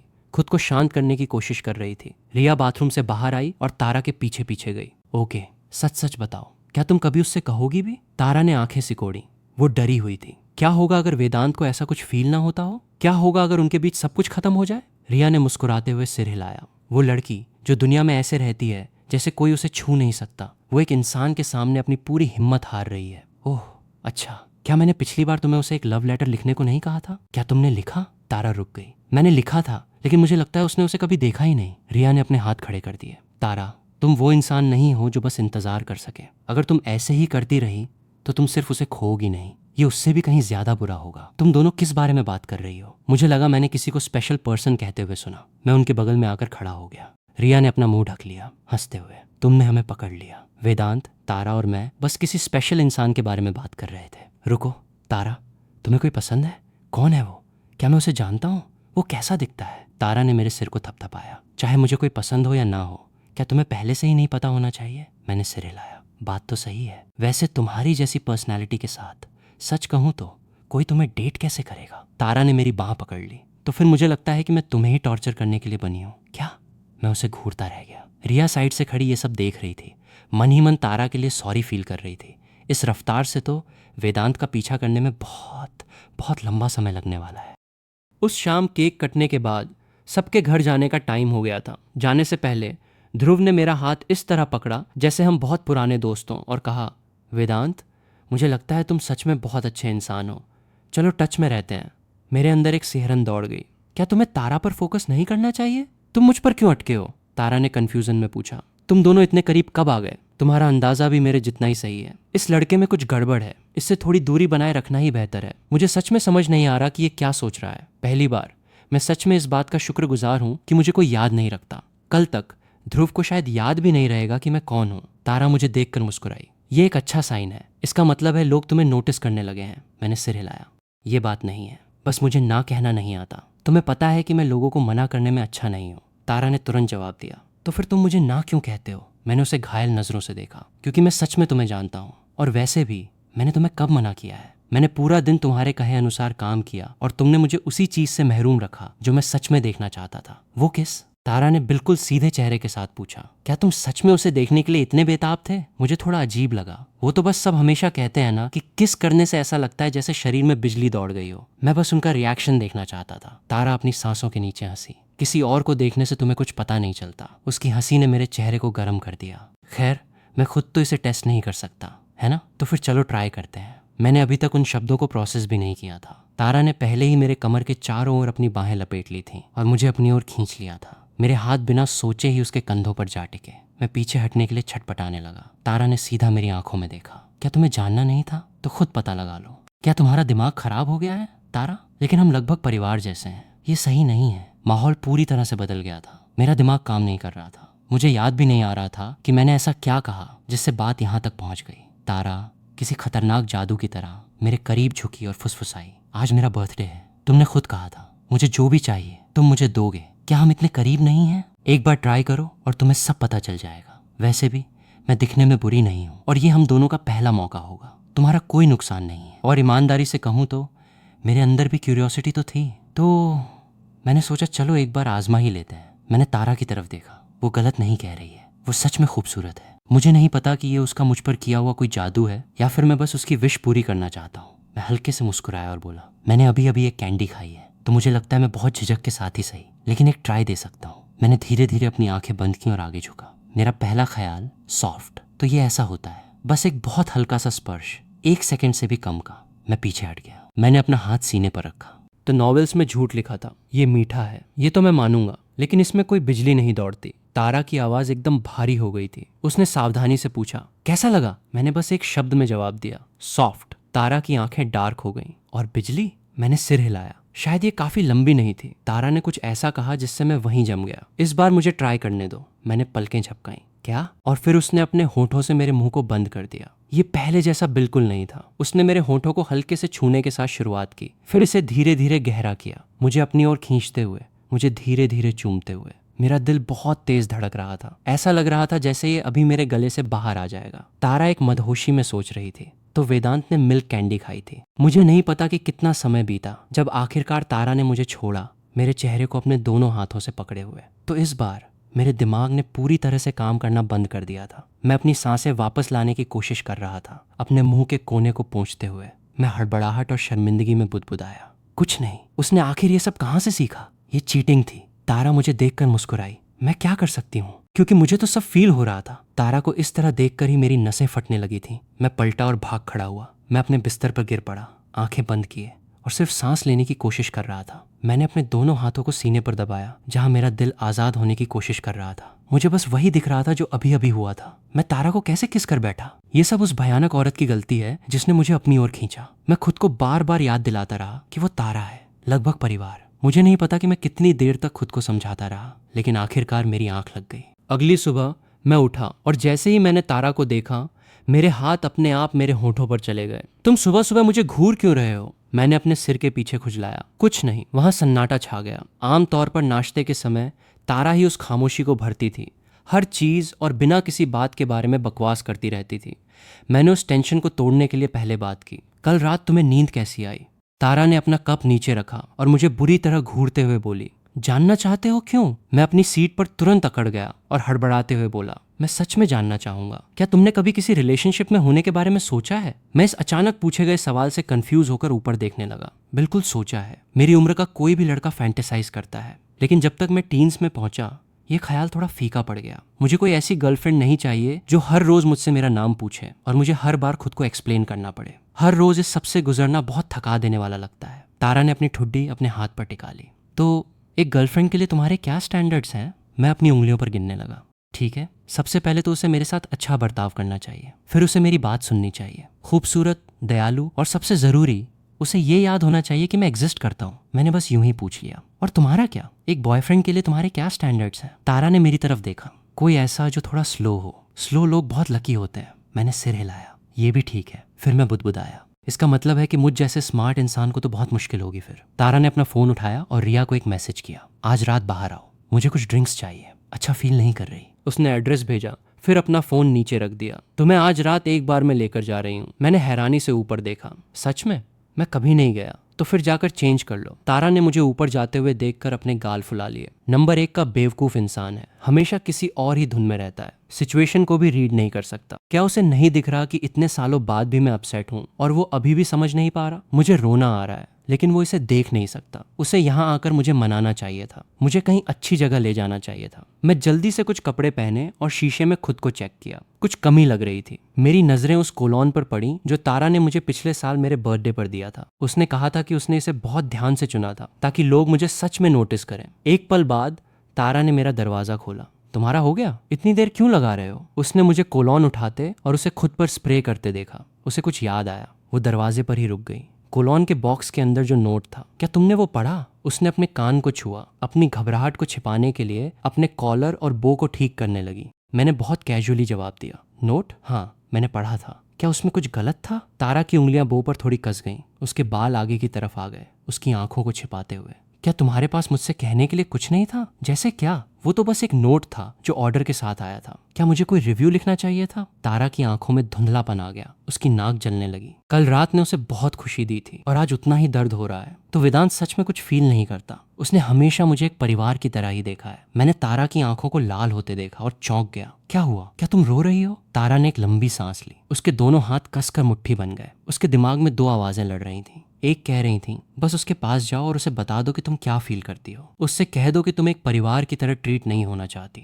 दूसरी आवाज कह रही थी, ऐसा मत करना। क्या तुम उसे डराकर भगाना चाहती हो? तुम्हारे पास अभी जो कुछ भी है तुम वो भी खो दोगी। वो आवाजें बिना रुके एक दूसरे से लड़ रही थीं। तारा की मुट्ठियां धीरे धीरे ढीली पड़ गईं। मैं फिक्र के साथ उसे घूर रहा था। तारा, क्या तुम ठीक हो? तुम्हारी नाक से खून क्यों आ रहा है? तारा ने अपनी नाक को छुआ और गर्माहट महसूस की। इससे वो पूरी तरह से होश में आ गई। मैं ठीक हूँ। उसने अपना चेहरा अपने घुटनों में छिपा लिया और धीरे से खुद को कोसा। तारा, तुम बिल्कुल होपलेस हो। तुम ये भी नहीं कह सकती कि तुम किसी को पसंद करती हो। इस सब कशमकश के बाद वो आखिरकार बाहर निकले। जब वो पहुंचे तो ध्रुव और रिया पहले से ही वहां मौजूद थे। रिया ने 2 ड्रिंक्स ऑर्डर किए और एक तारा को ला कर दिया। P low. तारा ने एक भौं उठाई। श्योर। मैंने ध्रुव की तरफ देखा। वो पूरी तरह से बेचैन लग रहा था। और पुनर्जन्म के बाद से ध्रुव हर दिन इस डर में बिता रहा है कि वो कोई सपना तो नहीं देख रहा और वो वापस उसी रेस्टोरेंट की जॉब में न जाग जाए। उसने तय कर लिया है कि वो आज रात रिया से ब्रेकअप कर लेगा और उसे वेदांत के करीब जाना होगा ताकि उसे ये काम रिया के जरिए ना करना पड़े।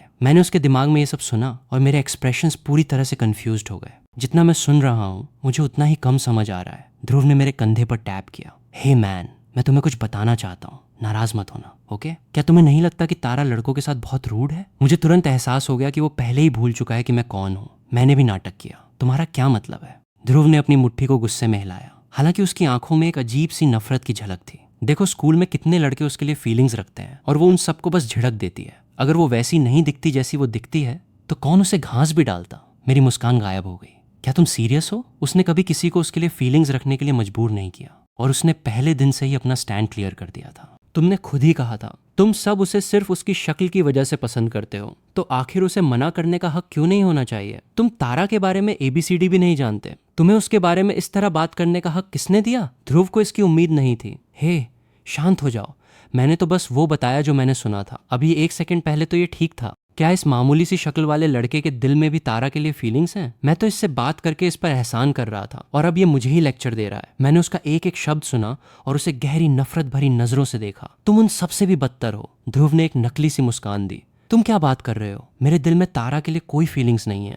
मैं खड़ा हो गया, मेरी बात खत्म हो गई। तुम्हें अच्छी तरह पता है कि मेरा क्या मतलब है। ध्रुव की मुट्ठियां उसके दिमाग में कस गईं। सिस्टम, मेरे पास कितने दिन बचे हैं? 7। प्लेयर, आपने अभी तक कोई प्रोग्रेस नहीं की है। हम आपको अपनी स्पीड बढ़ाने की सलाह देते हैं। आप अपनी पुरानी जिंदगी में वापस नहीं जाना चाहते। मैं इसे पूरा कर लूंगा। मैंने अपना सिर हिलाया। ध्रुव का दिमागी संतुलन बिगड़ता जा रहा है और इस सो कॉल्ड सिस्टम की कुछ बातें भी मुझे सही नहीं लग रही हैं। इस बीच रिया ने तारा का ग्लास फिर से भर दिया। तुम्हारे साथ आज रात क्या हो रहा है? तुम बहुत परेशान लग रही हो। तारा पिछले 2 दिनों के इस इमोशनल रोलर कोस्टर के बारे में सोचने लगी और एक ही घूंट में अपनी ड्रिंक खत्म कर दी। एक शब्द, चिड़चिड़ाहट। क्या ये बेवकूफ वेदांत सच में उसकी फीलिंग्स को लेकर इतना अनजान है या वो बस नाटक कर रहा है?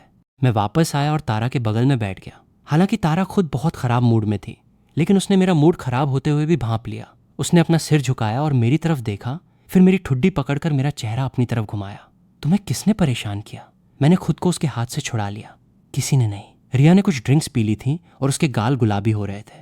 उसने तारा की ओर इशारा किया और उसे चिढ़ाया। तारा, तुम उसे इस तरह क्यों देख रही हो जैसे वो कोई बच्चा हो? हमारे वेदांत से पंगा लेने की हिम्मत कौन करेगा? तारा घूमी और रिया की उंगलियों को पीछे की तरफ मोड़ने लगी। ये फिर से कहो, कौन सा हमारा? रिया ने तारा की कलाई पकड़ ली और चिल्लाई, आउच आउच। तुम्हारा तुम्हारा। ओके, खुश? रिया के चेहरे को देखकर मैं हंस पड़ा। तारा ने मुझे हंसते हुए देखा और मेरी तरफ देखने लगी। अच्छा लग रहा है? मैंने आह भरते हुए अपना सिर हिलाया। मैं शुरू से ही गुस्सा नहीं था, लेकिन ध्रुव मुझे परेशान कर रहा है। खासकर उसने तारा के बारे में जो बातें कही। मैंने उसे इग्नोर किया और अपने सामने रखी नीले रंग की ड्रिंक की तरफ देखा। ये क्या है? तारा ने मुझे दिखाने के लिए अपना गिलास उठाया। कॉकटेल। मैंने उसके गिलास से एक छोटा सा घूंट लिया और तुरंत अपना मुंह बना लिया। ये मेरे लिए नहीं है। तारा ने गिलास के किनारे पर एक हल्का सा लिप प्रिंट नोटिस किया। बिना एक पल गंवाए उसने गिलास को ऐसे घुमाया कि उसके होंठ ठीक उसी जगह पर जा लगे और बाकी की ड्रिंक एक घूंट में खत्म कर दी। फिर अपने होंठों को चाटा। ये बिल्कुल मेरे लिए है। रिया ये सब देख रही थी। उसकी भौहें ऊपर चढ़ी हुई थी। उसे समझ नहीं आ रहा था कि क्या कहे। स्मूथ, ये सच में बहुत स्मूथ था, लेकिन पूरी तरह से गलत जगह पर डायरेक्टेड था। 1 सेकंड पहले ऐसा लग रहा था जैसे वो टूटकर बिखर जाएगी, और अब वेदांत को देखते ही वो किसी हड्डी को देखकर ललचाने वाले कुत्ते की तरह हो गई है। ग्रुप ने देर रात तक ड्रिंक्स पी। जब वो घर के लिए निकले तो लगभग आधी रात हो चुकी थी। मैंने कोट डाला और दरवाजा खोला। अचानक तारा ने मेरी कलाई पकड़ी और मुझे खींच लिया। मैं काउच पर गिर पड़ा। मैंने ऊपर उसकी तरफ देखा। तारा, क्या तुम्हारा दिमाग खराब हो गया है? ये नाटक बंद करो, बहुत देर हो गई है। बस हाथ मुंह धो और सो जाओ। पानी की एक बूंद मेरी कलाई पर गिरी। मेरी आंखें फटी रह गईं। मेरी आवाज रुक गई। तारा रोते हुए बोली, तुमने मेरे साथ बहुत बुरा किया है। उसके हमेशा के अनटचेबल एटीट्यूड का नामो निशान तक नहीं बचा था। मैंने अपना हाथ बढ़ाया और उसके चेहरे से आंसू पोंछे, अपनी सबसे जेंटल आवाज में उसे समझाते हुए। मैंने तुम्हारे साथ कब बुरा किया? अपनी हालत देखो, तुम बहुत थक गई हो, बहुत देर हो गई है, तुम्हें आराम करना चाहिए, है ना? तारा ने धीरे से अपने होंठ मेरे हाथों पर रगड़े, फिर अपना चेहरा मेरे कंधे में छिपा लिया। बस मुझे थोड़ा सा प्यार कर लो। उसका सीना मेरे सीने के बहुत करीब था, इतना करीब कि मैं हमारी धड़कनों को एक ही लय में धड़कते हुए महसूस कर सकता था। मैंने उसे थोड़ा पीछे करने की कोशिश की, लेकिन जैसे ही मैंने ऐसा किया उसने मुझे और कसकर पकड़ लिया। मैंने हार मान ली और उसके बालों को सहलाने लगा। तारा, अच्छे बच्चे बनो, अब परेशान मत हो। तारा ने हामी भरते हुए एक छोटी सी आवाज निकाली। मुझे कोई आइडिया नहीं है कि मैं कितनी देर तक उसे शांत करता रहा, जब तक कि मैंने उसकी सांसों को धीमा और गहरा होते हुए नहीं सुना। मैंने बेबसी से हंसते हुए खुद को पीछे किया। कौन सोच सकता था कि जब तारा बहुत ज्यादा पी लेती है तो वो इतनी नाजुक हो जाती है। ये मुझे उस वक्त में वापस ले गया जब हम बहुत छोटे थे, उस वक्त जब हम लगभग बिक ही गए थे और बचने की कोशिश में हमें चोट लग गई थी। तारा बहुत लंबे समय तक अस्पताल में रही थी। जब उसे डिस्चार्ज किया गया तो वो मुझसे बहुत जुड़ गई थी। ऐसे भी वक्त आते थे जब मैं अपने ही कमरे में सोता था और अगली सुबह उठकर देखता था कि तारा रात में किसी समय चुपचाप आकर मेरे बगल में सो गई थी। मैं उसे गोद में उठाकर बिस्तर तक ले गया। मुझे डर था कि कहीं वो नींद में गिर ना जाए। मैंने बिस्तर के चारों ओर जमीन पर घर के सारे कुशन बिछा दिए और फिर अपने आप को घसीटते हुए ऊपर अपने कमरे में सोने चला गया। अगले दिन मैं दोपहर तक सोता रहा। मैं जम्हाई लेते हुए सीढ़ियों से नीचे आया। तारा का कोई अता पता नहीं था। मैं वापस ऊपर गया और उसके दरवाजे पर नॉक किया। कोई आवाज नहीं। मैंने दरवाजा खोला। तारा, क्या तुम ठीक हो? मैंने उसे छुआ। तारा ने अपनी आंखें कसकर बंद की और त्योरियां चढ़ाईं। उसकी आवाज बहुत भारी आ रही थी। मेरा सिर दर्द कर रहा है। मैंने उसका माथा छुआ, फिर थर्मामीटर लिया और उसके टेम्पल पे स्कैन किया। 37.4 डिग्री सेल्सियस, हल्का बुखार। मैं शायद थोड़ा घबरा गया था क्योंकि इसके बाद मेरे मुंह से जो निकला वो था, तारा अपने कपड़े उतार दो, मैं तुम्हारे शरीर को स्पंज से पोंछ देता हूँ। तारा का चेहरा मुझे देखकर लाल हो गया और फिर उसने धीरे से बुदबुदाते हुए कहा, ओके मैं एक बर्तन लाती हूँ। जब तक मैं बर्तन और तौलिया लेकर वापस आया, तारा ने चुपचाप अपना टॉप उतार दिया था। मैंने तौलिया निचोड़ा और धीरे धीरे उसे पोंछना शुरू कर दिया। फिर मैं रुक गया। मैंने ये नोटिस ही नहीं किया था कि उसके छोटे से शरीर में अंदर इतनी अच्छी मसल्स हैं। जैसे ही मुझे एहसास हुआ कि मैं क्या घूर रहा हूँ, मेरा चेहरा पूरी तरह से लाल हो गया। मैंने तुरंत अपनी नजरें हटाई और निचोड़ा हुआ तौलिया तारा के हाथों में थमा दिया। बाकी का तुम खुद कर सकती हो। तारा ने अपनी भौहें सिकोड़ी। वेदांत, तुम्हें मेरी बिल्कुल परवाह नहीं है। मैंने अपनी बात एक्सप्लेन करने के लिए मुड़कर अपना मुंह खोला। बेशक मुझे परवाह है, लेकिन कुछ लिमिट्स होती हैं। तारा पलट गई और मेरी पीठ को घूरने लगी। बस उसी एक वक्त तुम्हें वो याद रहा? हो गया मेरा। मैं वापस मुड़ा और उसका चेहरा छुआ। अब अच्छा लग रहा है? चलो पहले अपनी दवाई ले लो। तारा मुझे बिना पलक झपकाए घूरती रही। मुझे दवाई नहीं खानी। मैंने नोटिस ही नहीं किया था कि मेरी आवाज कितनी सॉफ्ट हो गई थी। मुझे पता है तुम्हें ये पसंद नहीं है, मैं तुम्हें खिला दूंगा। खुश? मैंने बुखार की एक गोली निकाली, प्यार से उसे मुंह खोलने को कहा और फिर पानी का एक गिलास उसके हाथ में दे दिया। तारा ने अपनी नजरें झुकाई और एक आज्ञाकारी बच्चे की तरह अपना मुंह खोला और उसे निगल लिया। मैंने उसके गले को हिलते हुए देखा और उसे हल्के से छूने के लिए हाथ बढ़ाया। क्या वो नीचे चली गई? तारा ने मुझे दिखाने के लिए अपना मुंह खोला और सच में वो गोली अभी भी उसकी जीभ पर रखी हुई थी। उसने उसे नहीं निगला था। मैं कप वापस उसके होंठों तक ले गया। कोई बात नहीं, एक घूंट और। तारा ने पानी का एक बड़ा घूंट लिया और फिर से अपना मुंह खोला। इस बार वो जा चुकी थी। मैंने उससे कहा कि उसने बहुत अच्छा किया। फिर एक कैंडी निकाली और उसे दे दी। तुम्हारा इनाम। तारा ने उसे अपने मुंह में डाल लिया। उसकी नजरें एक सेकंड के लिए भी मुझसे नहीं हटी। मैं उसे चिढ़ाने लगा। अगर स्कूल में किसी को पता चल जाए कि उनकी अनटचेबल आइस क्वीन बीमार होने पर अपनी एक छोटी सी गोली भी नहीं निगल सकती, तो मुझे हैरानी है कि वो क्या सोचेंगे। तारा ने अपना मुंह फुला लिया और बुदबुदाई। मुझे उनकी परवाह नहीं है। ऑल राइट, थोड़ी देर सो लो। मैं तुम्हें बाद में खाने के लिए जगा दूंगा। मैं नीचे गया ताकि खाने के लिए कुछ बना सकूं। मुझे पता था कि उसकी तबीयत ठीक नहीं है। मैंने उसके लिए कांजी बनाने का फैसला किया। मैंने राइस कुकर ऑन किया और तारा को चेक करने के लिए वापस ऊपर गया। वो गहरी नींद में सो रही थी। मैं चुपचाप बाहर निकल आया। मैं काउच पर बैठ गया और ग्रुप चैट स्क्रॉल करने लगा। मेरे घर आ जाओ, आज हॉरर मूवी नाइट है। मैंने बहुत सारे स्नैक्स खरीदे हैं। मैंने रिप्लाई टाइप किया। तारा को जुकाम हो गया है, हम इस बार नहीं आ पाएंगे। इससे ग्रुप में हंगामा मच गया। तारा बीमार है? नहीं नहीं नहीं नहीं, मुझे उसे देखने जाना ही पड़ेगा। मैंने उसे कभी बीमार होते नहीं देखा। मेरे होंठ फड़कने लगे। मैंने रिप्लाई किया, तुम बस ड्रामा देखना चाहती हो। राइस कुकर ने बीप किया। मैंने एक बाउल निकाला और उसे लेकर तारा के कमरे में गया। वो अभी भी सो रही थी। मैंने बाउल नीचे रखा और उसे आवाज दी, तारा उठ जाओ और दोबारा सोने से पहले कुछ खा लो। तारा ने अपनी आंखें खोली। अभी अभी जगी थी। उसकी आंखें अभी भी धुंधली थीं। जब उसने मुझे देखा तो वो धीरे से बैठ गई। मैंने बाउल आगे बढ़ाया। क्या अभी भी सिर दर्द कर रहा है? अब नहीं। उसकी आवाज थकान से भारी थी। मैंने कांजी उसके सामने रखी। थोड़ा सा खा लो, तुम्हारा पेट सेटल हो जाएगा। तारा ने अपना मुंह खोला। मुझे खिलाओ। मैंने रिप्लाई करने के लिए अपना मुंह खोला, लेकिन मेरे पीछे से आई एक आवाज ने मुझे रोक दिया। सिया और रिया वहां खड़ी थी, आंखें फाड़े हमें घूर रही थी। मुझे कोई आइडिया नहीं है कि वो कब से हमें देख रही थी। ध्रुव शायद नहीं आया था। मैंने उनकी तरफ सपाट आवाज में कहा, अंदर आ जाओ। तुम वहां खड़े होकर घूर क्यों रही हो? सिया होश में आई, जल्दी से जमीन पर गिरे हुए फल उठाने लगी और हड़बड़ाते हुए बोली, हमने कभी सोचा ही नहीं था कि तारा बीमार होने पर इतनी नाजुक हो जाएगी। रिया हंसते हंसते पागल हो गई। तारा के एक्सप्रेशंस पूरी तरह से डार्क हो गए थे। अगर नजरें मार सकती तो वो दोनों अब तक कई बार मर चुकी होती। मैं उस टेंशन को कम करने के लिए हंसा। ऑल राइट, इसमें इतना फनी क्या है? तुम दोनों को देखकर साफ पता चल रहा है कि तुम्हारा ख्याल रखने वाला कोई नहीं है। बस इतनी सी बात है। तारा ये सुनकर सच में शांत हो गई। बिल्कुल सही, वो बिना प्यार के पले हुए बच्चे हैं। हम उनके लेवल तक नहीं गिरेंगे। रिया ने बहुत ही बढ़ा चढ़ाकर मुंह फुला लिया। ये डबल स्टैंडर्ड्स हैं। मैं भी तुम्हें बचपन से जानती हूँ। जब वो सब झगड़ रही थीं, मैंने उनके लाए हुए फल लिए और किचन में जाकर तारा के लिए कुछ अंगूर धोने चला गया। जब मैं वापस बाहर आया तो कमरे में सिर्फ तारा थी। मैंने एक अंगूर उसके मुंह में डाल दिया। वो कहाँ गई? तारा ने मेरी तरफ एक हल्की सी नज़र डाली, हल्का सा मुंह फुलाया और एक ठंडी सी आह भरी। मैंने सब कुछ नीचे रखा। मेरा चेहरा सीरियस हो गया। मेरी लेडी, क्या बात है? किसने आपको परेशान किया? आपका ये सेवक अभी उनसे निपटेगा। तारा ने सीधे मेरी तरफ इशारा किया। सच में ऐसे लग रही थी जैसे उसके साथ बहुत बुरा हुआ हो। तुमने क्या?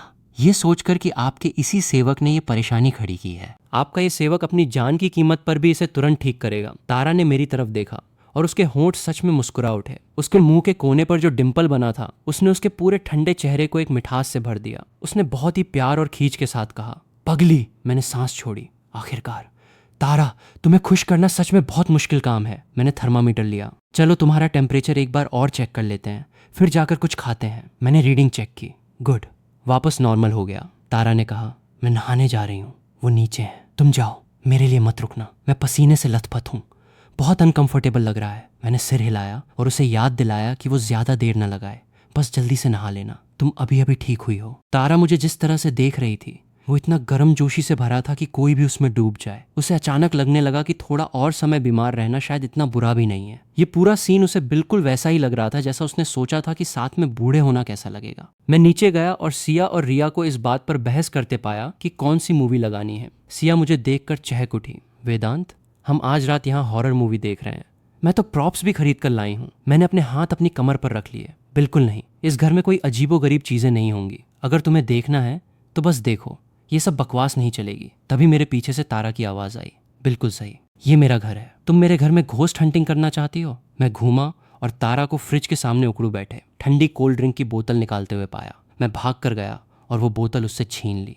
तुम अभी पूरी तरह से ठीक नहीं हुई हो, कोई ठंडी चीज नहीं, लो इसके बजाय ये पियो। तारा चुपचाप खड़ी हो गई और मेरे हाथ में रखे छोटे से मिल्क कार्टन को देखने लगी। उसने बिना कुछ कहे उसे ले लिया, फिर धीरे से बोली, ठंडी चीजें ना पीना और अंधा होना, ये दोनों अलग अलग बातें हैं। मैंने अपना सिर खुजलाते हुए इस बारे में सोचा। उसकी बात में दम है, मैं शायद अब तक काफी अंधा ही रहा हूँ। अचानक एक क्लिक के साथ लाइट चली गई। तारा और मैं मुड़ गए। सिया ने प्रॉप्स अंदर रख दिए थे और उसकी जगह एक लाल रंग का लैंप चालू कर दिया था। वो हमें देखकर मुस्कुराई। कोई घोस्ट हंटिंग नहीं, बस मूड बना रही हूँ, इतना तो अलाउड है ना। और ईमानदारी से कहूँ तो पूरा कमरा सच में डरावना लग रहा था। मैंने अपना थूक निगला। तारा ने मेरे चेहरे के भावों को देखा और हंस दी, फिर मेरा हाथ पकड़कर मुझे टीवी की तरफ खींच लिया। वो उन्हें पार करके लाइट वापस ऑन नहीं कर सकती थी। सिया, तुम कहाँ छुप रही हो? तारा, प्लीज लाइट ऑन मत करना, हमने इसे खास तौर पर खरीदा है। रिया ने अपने सिर पर कंबल ओढ़ लिया और चिल्लाई, इसे बंद करो, इसे बंद करो, तुम पूरा मजा खराब कर रही हो। तारा ने उन दोनों की तरफ देखा और उन्हें शांति से याद दिलाया, ये मेरा घर है, अगर तुम्हें देखना है तो बस देखो, कोई बकवास नहीं। सिया रिया की ओर मुड़ी, ठीक है तारा और वेदांत की खातिर मैं आज तुम्हें छोड़ रही हूँ। असल में उन दोनों के बीच एक शर्त लगी थी, आज जो भी पहले चिल्लाएगा उसकी सबसे एम्बैरसिंग फोटो कल ऑनलाइन पोस्ट की जाएगी। लेकिन बातें बहुत बढ़ गई थीं और अब प्रॉप्स भी आ गए थे। रिया ने कंबल फेंक दिया, बकवास, मैं तुम्हें छोड़ रही हूँ, तुम पक्का हार जाती। मैं पूरी तरह से निशब्द होकर उन दोनों को देख रहा था। दोनों साफ डरी हुई थी, फिर भी दोनों एक दूसरे को धमकियां दे रही थी। बहुत ही अजीब बर्ताव। ठीक है, शुरू करते हैं। आखिरकार उन्होंने अपना नाटक बंद किया। मूवी शुरू हुई। स्क्रीन की रोशनी कम हो गई, म्यूजिक डरावना होने लगा। ईमानदारी से कहूँ तो मुझे हॉरर मूवीज से कोई प्रॉब्लम नहीं है, मैं बस अकेले नहीं देख सकता। जब कोई मेरे साथ हो तो मैं पूरी तरह से ठीक हूँ। फिल्म में म्यूजिक कुछ सेकंड के लिए रुक जाता है, फिर कुछ दिखाई देता है, एक भूत। सिया और रिया चीखती हैं और एक दूसरे को पकड़ लेती हैं। मैं भी डर गया था, लेकिन उन दोनों को देखकर मुझे हंसी आ गई। मैंने साइड से तारा की तरफ देखा। वो शांति से सिया और रिया को स्नैक्स खाते हुए देख रही थी, उन्हें किसी एंटरटेनमेंट की तरह ट्रीट कर रही थी। आगे दो लोग डर के मारे लगभग आधे मुड़े हुए थे। उनके पीछे दो लोग स्नैक्स खा रहे थे और पूरा मजा ले रहे थे। मैं जोर जोर से कमेंट्री करने लगा। सच कहूँ तो भूत थोड़ा बेचारा लग रहा है, वो इंसान पक्का मर चुका है।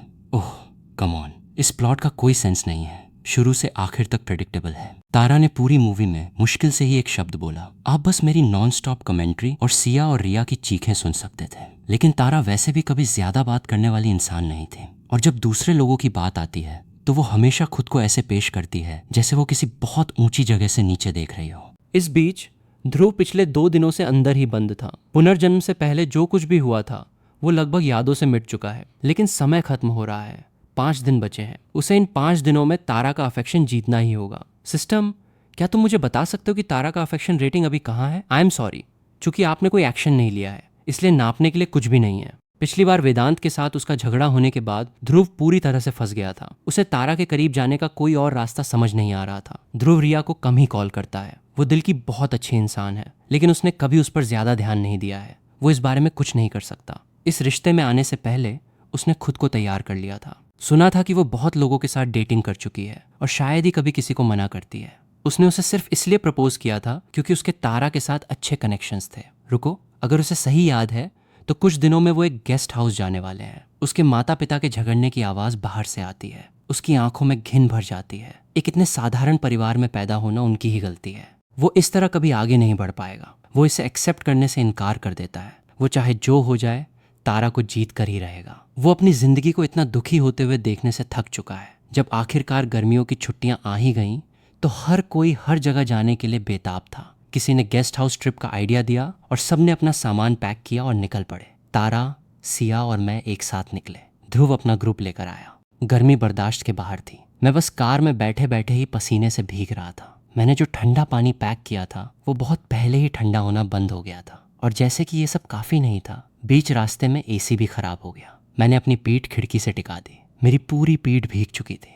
तारा, बहुत गर्मी है, मुझे पछतावा हो रहा है, हमें नहीं आना चाहिए था। मैं उस तरह का इंसान हूँ जो हल्का सा भी हिलने पर पसीने से तरबतर हो जाता है। मुझे हर चीज़ से गर्मी लगती है। गर्मियाँ मुझे बिल्कुल पसंद नहीं है। अगर कोई मुझे कहीं इन्वाइट ना करे तो मैं पूरी गर्मियाँ एसी में खुशी खुशी बिता सकता हूँ।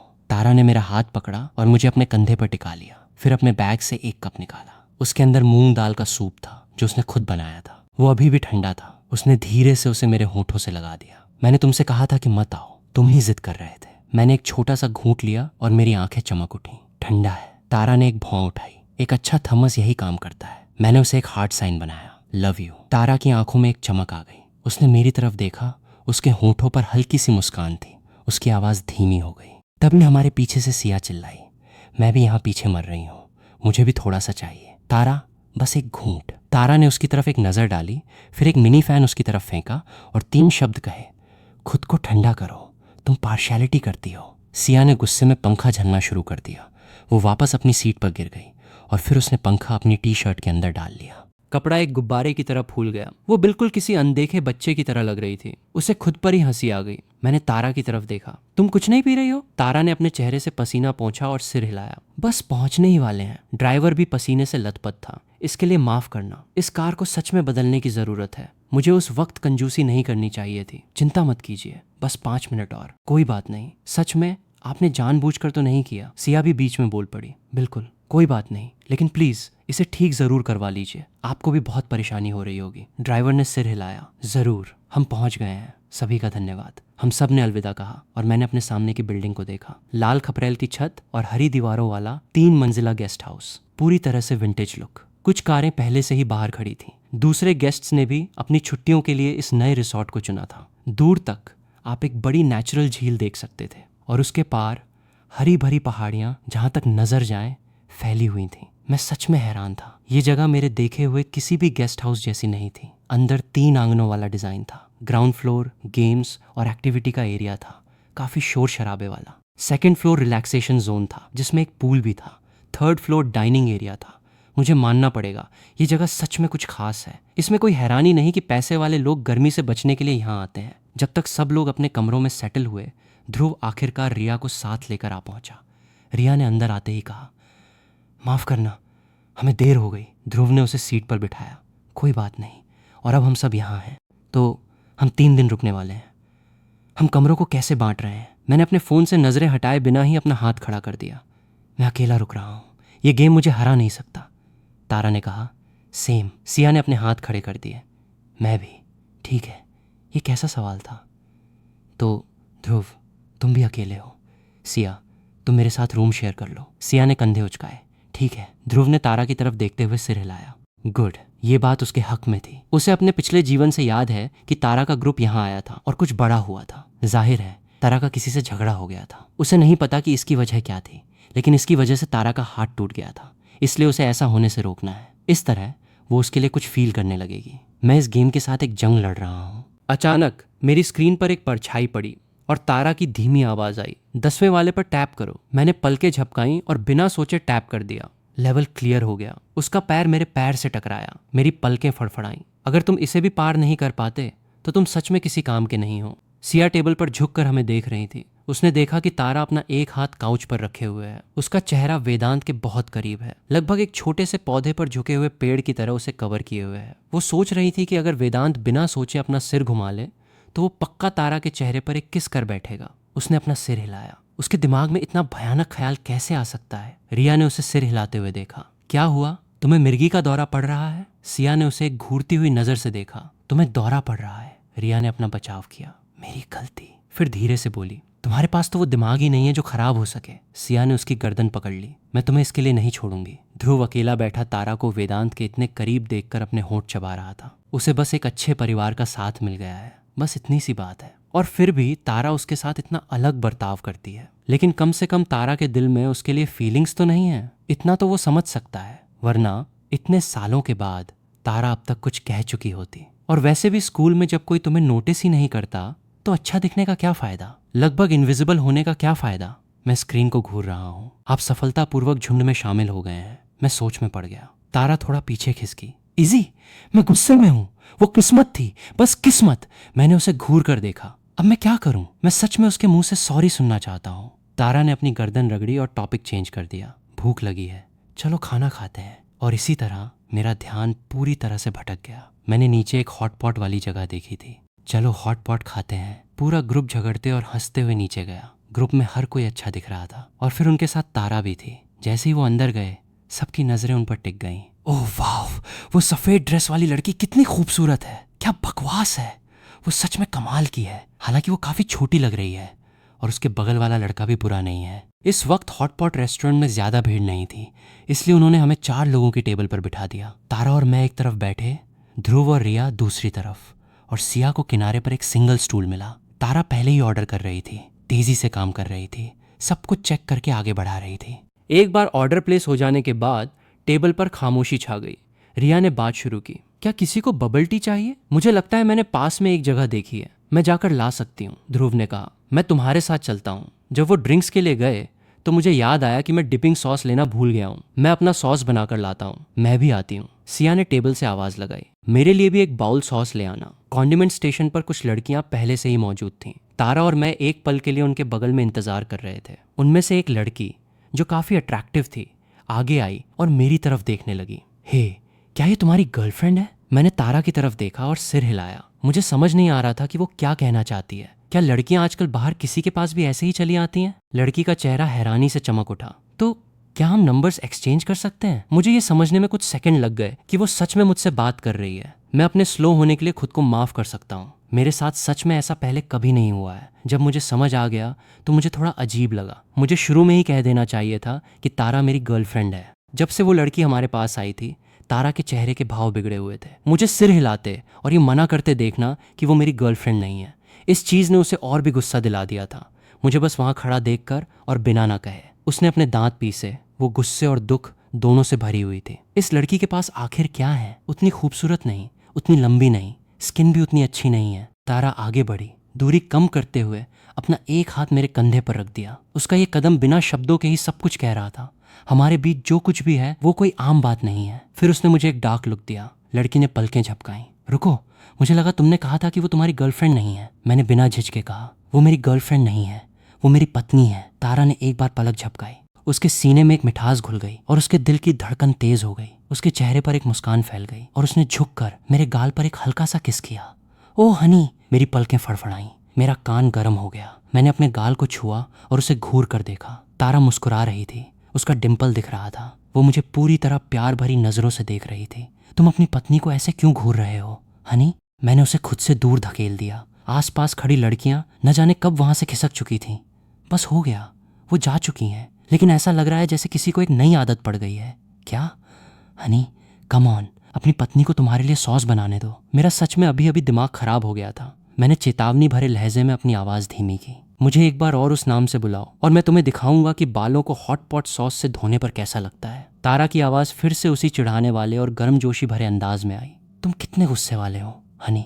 जब तक वो वापस आकर बैठे, तारा शांत हो चुकी थी। उसका दिमाग इसी बात से भरा हुआ था। वो शब्द लूप पर बज रहा था। सिया ने उन दोनों को घूर कर देखा। बाहर क्या हुआ? तुम सॉस लेने गए थे और ऐसा लग रहा था जैसे तुम दोनों फ्लर्ट कर रहे हो। तारा ने साफ तौर पर तय कर लिया था कि उसे मुझ पर धाक जमाने के लिए कुछ मिल गया है। वो मुस्कुराई। फ्री में चीजें मिलने की जो खुशी होती है वो तुम नहीं समझोगी। ओह, मैं समझती हूँ। जिंदगी भर के लिए एक फ्री की पत्नी। मुझे उसे मारने का बहुत मन कर रहा है। सिया कंफ्यूज लग रही थी। फ्री? हम सब ने सॉस के पैसे दिए हैं, 7 रुपए प्रति व्यक्ति। मैं अपने पैसों का पूरा फायदा उठाने के लिए दूसरा बाउल लेने जा रही हूँ। सिया मुश्किल से उठी ही थी कि ध्रुव और रिया ड्रिंक्स लेकर वापस आ गए। ठीक उसी वक्त जब लगभग सारा खाना आ गया था, बर्तन उबल रहा था। रिया अपनी सीट पर धड़ाम से बैठ गई।